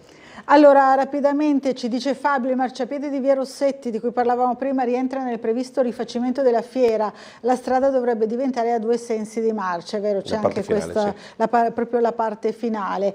Poi c'è anche la mail di Claudio Visintin che loda l'operazione Porto, no? Ci saluta e dice: Trieste, portuale, turistica, industriale, commerciale, città della scienza, al porto 207 milioni per la costruzione del molo ottavo, con la felicitazione del presidente dimissionario Ahimè Zeno D'Agostino. Successo insperato, le autorizzazioni entro il 2024. Personalmente, dice Claudio, auspico che il ministro Salvini nomini il prossimo presidente il suo braccio destro di D'Agostino, il segretario generale, il dottor Vittorio Torbianelli, in continuità operativa. Dice che cosa ne pensa, consigliere, di questa possibilità? Su questo, allora, innanzitutto ringrazio che un po' ha ripreso un mio posto, perché avevo indicato che Trieste è la città di tante cose, non di solo una cosa, perché qualcuno, proprio l'avevo scritto anch'io, ma perché tanti dicono adesso c'è solo il turismo, adesso c'è solo... No, assolutamente no, si lavora a 360 gradi, nel senso che c'è il turismo, c'è l'industria, infatti sappiamo che ci siamo attivati, ci è arrivata la regione per quanto riguarda anche la problematica Wärtsilä, ad esempio. Adesso Wärtsilä non c'è più, non ci sarà più, e ci sarà sicuramente qualcos'altro che rimarrà dal punto di vista industriale. C'è il porto, e qui adesso arriviamo un po' su questo, c'è la scienza, come anche è citata, è una città veramente che guarda tante direzioni, può crescere in tante direzioni. Questa del porto, grazie anche al Ministero che ha creduto anch'esso su Trieste, 207 milioni per la realizzazione del molo ottavo, è sicuramente una notizia importantissima. Se quasi ha sorpreso Zeno D'Agostino, vuol dire che è una cosa veramente, una notizia che dà un respiro, ma ci fa guardare in avanti in maniera molto positiva. Sulle nomine adesso so che il dottor Torbianelli sta lavorando bene, ha lavorato bene, però su queste indicazioni aspetteremo un po', perché so che c'è il ministro che nomina, sentito anche il presidente della regione, quindi io in Massimiliano Federica ho la massima fiducia, chiaramente, ma veramente è una persona che sta facendo tantissimo per Trieste e per la regione. Negli ultimi giorni c'era anche questa selecting day, ha portato a Trieste ministri italiani, ma ha portato anche i fari a livello internazionale sulla nostra città. Anche con le missioni che ha fatto a Londra, a New York, sta portando la nostra città e la nostra regione a farsi conoscere in maniera incredibile, quello che prima non esisteva. Grazie anche all'aeroporto con i nuovi voli, la pubblicità che viene fatta presso le città di provenienza di questi voli, per incentivare ad arrivare qui, no? Perché questi voli, abbiamo chiamato l'argomento, certo. Però l'aeroporto di Trieste adesso di Ronchi dei Legionari si sta sviluppando in maniera veramente importante, ma non solo per darci a noi la possibilità di viaggiare, ma per portare tanti turisti qui da noi, a farci conoscere, ma grazie alle crociere, grazie alle gite scolastiche, grazie ai convegni che vengono fatti a Trieste. Trieste si sta facendo conoscere a livello nazionale e internazionale veramente sempre di più. Allora, spazio all'ultima barra pubblicitaria per questa mattinata. Ci rivediamo fra pochissimo ancora con il consigliere comunale della Lega Stefano Bernobic. A fra poco.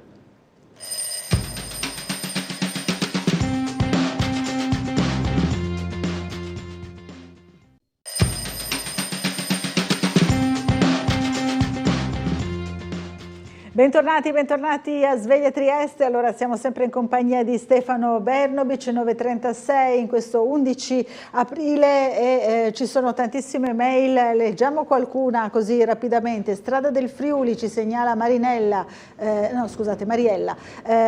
visto che l'assessore Babuder si occupa delle periferie, vorrei far presente lo stato in cui versa via della Mandria, che da Strada del Friuli arriva in via Bovedo, di fronte a via della Mandria, attraversando strade del Friuli c'è anche una scala comunale molto disastrata e trascurata. Insomma, questa è la segnalazione della signora. Ho ascoltato con grande interesse la telefonata della signora Silva da Monfalcone, mi è venuta in mente la scenetta della scorsa estate delle signore occidentali che copiavano le donne musulmane entrando in acqua vestite con lo scafandro di stoffa, dice Patrizia, pensando di fare il loro bene. Esempio di arretramento di noi occidentali, sostiene Patrizia. È d'accordo anche lei su questo? Sì, direi assolutamente di sì, perché diciamo, abbiamo raggiunto delle conquiste tutti noi, ma soprattutto la parte femminile in questi anni, che mi sembra anche evidente dalla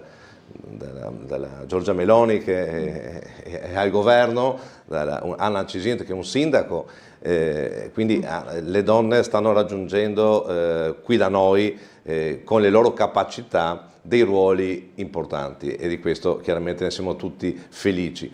E quindi il fatto di invece noi andare a come dire, giustificare o anche andare a solidarizzare con delle donne che non lo so se per loro scelta oppure per obblighi loro culturali devono purtroppo star vestite. Io li vedo magari cammini qui a Trieste un po' meno fortunatamente, ma a Monfalcone con quei vestiti neri anche d'estate, non so, a me fa veramente un po' personalmente tristezza, devo dire, però ecco, è una cosa probabilmente di religione. Non lo so se queste donne appunto sono come dire, contente e convinte di quello che debbono, come dire, portare o no. Questo. Anna ci scrive: mi auguro che venga scartata l'ipotesi di compromettere per anni il servizio del ricreatorio Pitteri per ricavare un parcheggio sotterraneo. L'offerta diversificata del ricreatorio è un supporto concreto per tantissime famiglie, quindi sul parcheggio possibile, insomma, c'è questa ipotesi, si augura che venga scartata. Ancora altre grazie per le interviste a Bernardo Gulotta, va bene, gli gireremo questi ringraziamenti. Ancora marciapiedi, dunque via Pirano, mattonelle in vetrocemento rotte, buchi tappati da sacchi di sabbia ormai da anni, problema insomma per anziani e disabili, ci scrive Fabio. Tiziana, scrivo da Sydney, vi seguo sempre, non riesco a capire come uno Stato può permettere la chiusura delle scuole e dei posti di lavoro per una festa non nel calendario delle festività, per una festa che riguarda altri. Non mi risulta che nei paesi arabi il 25 dicembre chiudano per festa, dice Tiziana appunto da Sydney. D'accordo insomma con lei? Beh, questo è condivisibile, chiaramente non è lo Stato che fa questo, ma è la struttura scolastica che ha deciso, in quel caso, cioè non qui da noi, mi sembra in Piemonte o in Lombardia, sì, che è accaduto, quindi sì, la struttura scolastica che ha deciso in autonomia, chiaramente non c'è stato nessun avallo, credo, a livello nazionale o come dire, politico su questo. Anch'io non condivido questo, perché bene o male, se qualcuno vuole seguire la propria religione lo può fare, starà a casa insomma quel giorno lì, mentre gli altri studenti continueranno a seguire le lezioni, insomma. Allora, una telefonata, buongiorno, chi è in linea con noi? Pronto? Buongiorno. Buongiorno a voi, sono Luigi. Luigi. Io volevo cambiare anche argomento, comunque solo un appunto su questa questione di queste tradizioni, diciamo, religiose. Sicuramente a me non convincerà mai nessuna religione che una donna sta bene con copricapo stretto alla testa o una tunica fino alle caviglie, comunque sia. Però ricordiamoci anche che religione e politica sono due filosofie più o meno simili, che hanno sempre tratto vantaggi nel tenere una gran parte della propria popolazione nell'ignoranza. E qui chiudo. Io volevo parlare di un altro argomento, volevo parlare di Passo Carrai. Se c'è una regola, se c'è un controllo, un qualcosa, perché succede spesso, è successo a me l'altro giorno, di trovarmi un bigliettino sull'automobile che ho parcheggiato vicino a un passocarraio con scritto su rispettare i limiti, rispettare le misure del passocarraio. Allora, da quel giorno ho cominciato a girare un po', non solo per quello, diciamo, ma girando per città a osservare questi passocarrai. Allora, è facilissimo crearsi un posto macchina gratuito. Io faccio domanda di un portone dove passa a malapena un motorino di passocarraio, oppure compro una tabella passocarraio, traccio una linea gialla 1,5 metri a destra, 1,5 metri a sinistra, 1,5 metri al portone, ecco che io mi ho posto assicurato del parcheggio, perché si trovano dei buchi dove, come ripeto, a malapena passa un motorino, oppure delle serrande che si vede ad occhio che non sono mai state alzate da decenni. Poi c'è scritto questi numeri che appiccicano sul passocarraio, legge del 73 XY numero 23 indecifrabili. Le chiedo, c'è un controllo su questi passocarrai? Capito. Perché le dico? Perché io ho un parcheggio, ho un box del passocarraio, pago la tassa, pago l'elettricità enormemente alta, perché alzo 2 volte, anzi 4 volte al giorno, una su, una giù, una su, una giù alla sera, e pago 60 euro a bimestre di corrente elettrica. Volevo sapere solo se c'è un controllo, oppure come si può noi, quando troviamo questi biglietti, magari se c'è un'app, come si parla oggi, se si può controllare che questo passocarraio sia effettivo. Va bene. Tutto qui, perché Grazie, sennò siamo Luigi. di solita italianità. Grazie Luigi, insomma dice che magari ci vorrebbe un controllo un po' più serrato, perché magari qualcuno invece può fare un po' il furbo, no? Diciamo. Allora no, può fare un po' il furbo, oppure magari può non pagare. Ecco, questo è una cosa. Allora, c'è un ufficio chiaramente che si occupa di questo, dei passocarrai, che autorizza i passocarrai, e credo che abbia anche la situazione aggiornata di quelli che sono i passocarrai attualmente in vigore a Trieste, che è in Passo Costanzi. Quindi io credo che se qualcuno ha dei dubbi su uno specifico passocarraio, magari può rivolgersi lì a questo ufficio, che potranno darle delle informazioni.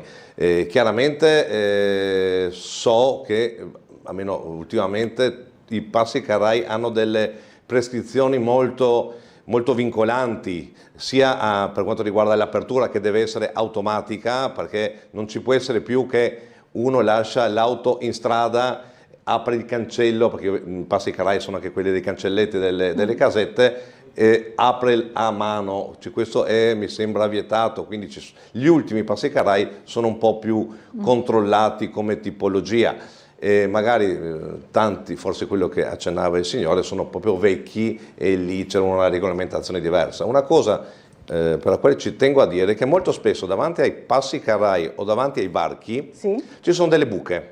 È vero. Mi dicono che la competenza del marciapiede davanti a un passocarraio è del del proprietario del Passo Carraio. Quindi c'è l'esempio anche del Famila di Valmaura, c'era una grande buca davanti all'ingresso del supermercato, adesso la società del supermercato ha provveduto loro al ripristino, quindi è competenza del chi ha il Passo Carraio. Molto spesso appunto si vedono queste buche proprio in corrispondenza di accessi, ad esempio dico un'altra che andrò a dire all'Ater, che è proprio in via Grego, quella a casa dei Puffi, proprio davanti c'è una buca all'ingresso del parcheggio e quella è di competenza di chi ha il Passo Carraio. Chiarissimo, quindi per tornare anche un pochino alla questione buche, no? Buche sì, nelle anche strade, se c'è quella buca specifica in quel caso si rimanda a chi ha la concessione del Passo Carraio. Allora abbiamo un'altra telefonata, poi leggiamo ancora qualche mail. Pronto, buongiorno, chi è in linea con noi? Buongiorno, sono Alba, buongiorno. Buongiorno a tutti. Allora ascolto una roba, combinazione, non so, un paio di sere fa, che ero qua, vado alla Tele 4 e vedo che è stata quella festicciola per Toio, e che tutti Tele 4 era là, tutti quanti, tutti che gioivano festeggiavano, e lui felice, contento, ma che bella, sono stata fortunata. Le è piaciuta insomma questa improvvisata che abbiamo fatto al nostro collega? E dopo quando stava il signor Busazzi che non era in cravatta e giacca, anche lui era come uniformato, anche ma lui era così divertente. Ma dici, questo Toio, e ha qualcosa a che fare con quella canzone Toio, lavo, Toio così. The Pilat, la canzone di Pilat. Gliela cantavamo ogni tanto, dai. Allora, complimenti verissimi, perché sei davvero una televisione molto apprezzata. Che carissima, carina. Buongiorno a tutti, anche il suo ospite. Carinissima Grazie. Alba, grazie davvero, un abbraccio. Tele 4 insomma, per i triestini sicuramente un punto fondamentale di riferimento, insomma, che ci ha accompagnato anche nei momenti meno felici, quelli degli anni scorsi, e quindi ci ha fatto sicuramente compagnia, insomma, ringraziamo anche per il lavoro che viene svolto. Grazie anche a lei, anche ai nostri telespettatori che ci seguono sempre. Diciamo che questo è stato uno dei casi insomma, più felici, più anche per noi stessi, no? Ci siamo divertiti anche noi a fare questo piccolo scherzo, questa piccola sorpresa al nostro amico Toio. Allora, gentile conduttrice, ci scrive Matteo, stando alle dichiarazioni di alcuni esponenti della giunta di piazza, sembra che la realizzazione dell'impianto sportivo in via Frausin sia ascrivibile a una mera scelta politica. Cosa si intende dire con ciò? Che politica sarebbe quella che si arroga il diritto di espropriare uno spazio pubblico alla popolazione del Rione per realizzare un'opera così impattante? Perché non realizzare l'impianto sportivo in un'altra zona della città? Parla dell'ex Pavan, no? Par di capire. Sì, adesso infatti io il progetto non l'ho visto nel dettaglio perché non sono in quella commissione, però sì, chiaramente è una scelta politica, ma tutte sono scelte, cioè nel senso che si sceglie di fare, perché il fatto della necessità di una palestra a Trieste, di questo ne siamo tutti consapevoli. Si sta lavorando proprio per realizzarne anche altre, anche per rimettere in funzione altre. Io penso sempre a quella della scuola Caprin, che è una delle palestre forse più grandi che abbiamo, dove dove permette di giocare dalla pallamano alla pallavolo. Faccio sempre questi riferimenti perché la pallamano è il campo più grande, no? Il 40x20, certo. All'interno ci sta il basket, all'interno ci sta ancora la pallavolo, quindi ecco, anche quella adesso è in lavoro. Quindi palestre a Trieste mancano per tanti sport, non solo pallacanestro, pallavolo, ma anche per judo, arti marziali e quant'altro. La scelta di realizzarla lì dove c'era questo edificio, chiaramente chiuso, abbandonato da anni, è una scelta che è stata fatta su un progetto che è stato proposto, e su questo la Giunta, non voglio dire di più, ha deciso di realizzare con dei fondi, perché partecipando al bando del PNRR, per realizzarne una nuova all'interno del rione di San Giacomo, che è un rione sicuramente molto popoloso. Un'altra telefonata, buongiorno. Buongiorno, sono io? Sì, buongiorno. Ecco, buongiorno dottoressa, volevo parlare proprio col signor Bernobic. Io sono Livio della ex No Smog Parlavo per la strada di via Marco Praga, quella della scuola, è stata rattoppata per metà, però le buche più grandi, quelle che si scende dalla via Solcini, siamo a Servola, giusto? Sì, siamo a Servola, Okay. il signor Granovic mi conosce, peraltro ci vediamo anche in Sì, palazzetto, certamente. fa la mano. Ci sono buchi veramente grossi, adesso con la stagione nuova verranno molte mamme con motorino, con bambini e con quei buchi veramente pericoloso. Quella volta che mi avete chiamato per venire a visionare ero via, purtroppo non sono riuscito a venire, però chiedo gentilmente di possibile di rifare, almeno rattoppare quei buchi là, perché sono veramente pericolosi. Capito. Sì, alcuni li abbiamo fatti, come ha detto. Sì, esatto, è stata fatta a metà. Sì, sì, più a metà, ringrazio. alcuni forse quelle più facilmente rattoppabili, essendo comunque una strada a cubetti ha una... Non è semplice. C'è il problema sempre dei San Pietrini, no? Sì, Però esattamente. la parte più alta, dove si inclina, comincia a scendere più rapidamente, diciamo ci sono due buche molto molto grosse. Davanti al cancello bianco, io non ricordo.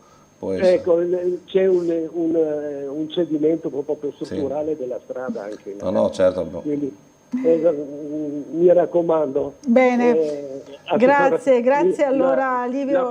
La fermerò in palazzetto nuovamente. Assolutamente, ci vedremo in palazzetto, sì. Perfetto, ringraziamo anche per questa segnalazione. Sicuramente con strade a cubetti ci sono degli appalti specifici su questo tipo di strade. È stata rifatta, devo dire la verità, via Zara, Ratto Pileria, via Cossa, tutte vie appunto a cubetti che erano messe veramente male.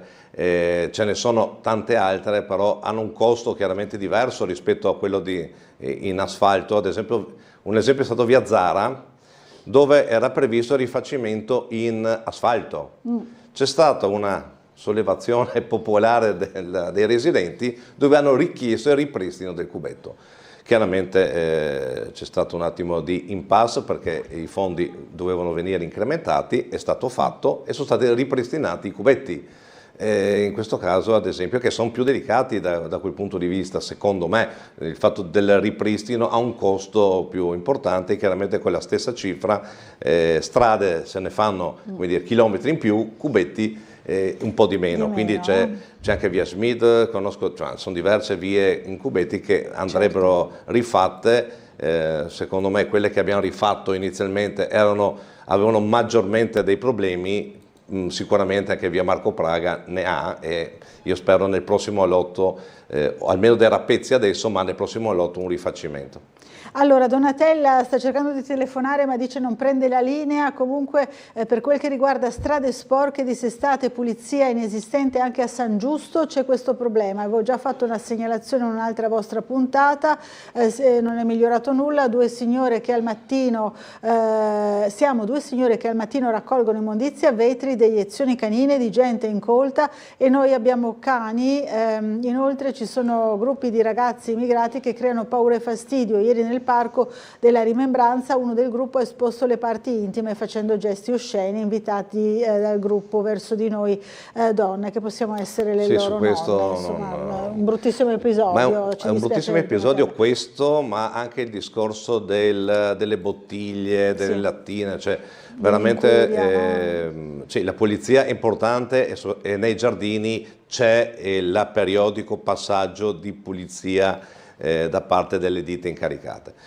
Faccio un esempio: anche ieri sono passato nel giardino vicino a casa mia, faccio sempre un po' il giro, c'erano due lattine, le ho prese, le ho messe nel cestino perché vedere vicino un'altalena proprio mi dà fastidio. Infatti. Però ecco, questo sta a noi, perché non possiamo adesso pretendere una pulizia quotidiana di tutti i giardini, perché le lattine santo cielo, non è che si autoproducono, no? Cioè c'è qualcuno che le abbandona Qualcuno e le butta. questa educazione civica veramente con i cestini a 5 metri, non è che parliamo che c'è una mancanza di cestini o di punti di raccolta. Su questo sì, io sono veramente infastidito, come le deiezioni canine. Fortunatamente la maggior parte dei proprietari è bravo, perché con tutti i cani che abbiamo a Trieste insomma, ci sarebbe veramente una situazione incredibile. Purtroppo alcuni non raccolgono le deiezioni e in tante parti della città ho segnalazioni in merito, ma non so, io vedo come una battaglia contro i mulini a vento, perché mi dicono mettiamo telecamere e mettiamo controlli, ma penso che siamo tutti d'accordo che insomma, è impossibile far fare appostamenti a delle persone parlo della polizia locale, perché soprattutto i fatti avvengono o la mattina presto o la sera tardi, e soprattutto se c'è qualcuno nelle vicinanze magari raccolgono. Il problema è che qualcuno, quando si sente un po' libero, passa avanti e non lo fa, quindi questo purtroppo sta a noi cercare di come dire, divulgare questa educazione civica tra noi cittadini, cioè tra noi che utilizziamo la nostra città, che la viviamo, che mi sembra una cosa così banale il fatto di prendere la carta e gettarla nel cestino, però vedo anch'io che nei giardini vedo che lattine, bottiglie e sacchetti di McDonald's vengono lasciati. È vero. Allora, un'altra telefonata, buongiorno, chi c'è in linea? Buongiorno, vediamo se riusciamo a parlare con questo telespettatore o telespettatrice, forse magari era la signora Donatella che cercava più riprese di parlare con noi, non lo so. Allora no, niente, deve essere caduta la linea, ci sono ancora tante mail, non riuscirò a leggerle tutte, ne leggo qualcuna. Buongiorno, visto che parlate di parcheggi, scrive Michela, approfitto per dire che a San Giacomo costa 2 euro e non ci sono le mezze ore, si può fare qualcosa. Qua sfonda una porta aperta, no? Con Stefano Berno. Sì, proprio ne parlavamo durante la pubblicità, che è una cosa che già l'anno scorso avevo cercato di far introdurre, le mezz'ore nei parcheggi, quelli chiaramente chiusi, perché quelli su strada, che adesso andremo a capire se sono regolari, lì c'è la possibilità di mettere mezz'ore e minuti aggiuntivi, mentre in quelli interni no. E questa è una cosa che ho cercato di capire, di far fare in modo che avvenga, perché molto spesso anche il parcheggio che uno necessita è anche breve, magari la mezz'ora potrebbe essere utile. Allora, ancora per lei una telefonata. Pronto, buongiorno, chi è in linea con noi? Sì, buongiorno signora Bucarella, sono Andrea da Trieste. Buongiorno Andrea, buongiorno. Al signore in studio. Buongiorno. L'unico politico che ho sentito rispondere da voi non lo so, quindi magari non condivido nulla di lui, ma un politico che dice non so a proposito di alcuni argomenti da voi capita raramente, perché sembra che tutti sappiano tutto e possano parlare di tutto, quindi grazie al consigliere comunale presente. Volevo portare un tema velocissimo. Sì? Ed è questa stigmatizzazione, questa criminalizzazione della gioventù, che viaggia ormai con titoli baby gang dappertutto, e volevo dire che molto probabilmente dovremmo interrogarci come società. Io ho 57 anni, un figlio di 14, e ho visto sulla mia pelle cosa ha passato col Covid, con l'esclusione. Quindi vuole spezzare una lancia anche a favore dei giovani, insomma, non parliamo sempre soltanto di baby gang. Mi scusi Andrea, purtroppo siamo in conclusione, è capitato male, magari provi a telefonarci domani mattina, così cerchiamo di approfondire anche questo aspetto che mi sembra comunque condivisibile, no? Non parliamo sempre male dei nostri ragazzi. Sì, non so, no? perché secondo me era un ragionamento un po' più complesso, ma interessante, avendo anche una figlia di 13 anni. E avendo un po' queste sensazioni, volevo capire anche io un po' questo discorso, magari avrò piacere, magari se mi scrive il signore, che mi piace condividere questi argomenti. Magari ci scriva una mail, poi la giriamo al consigliere. Grazie intanto a Stefano Bernovic per essere stato con noi, grazie torni Laura, presto a trovarci. E grazie anche a tutti voi che ci avete seguito, buon proseguimento di giornata.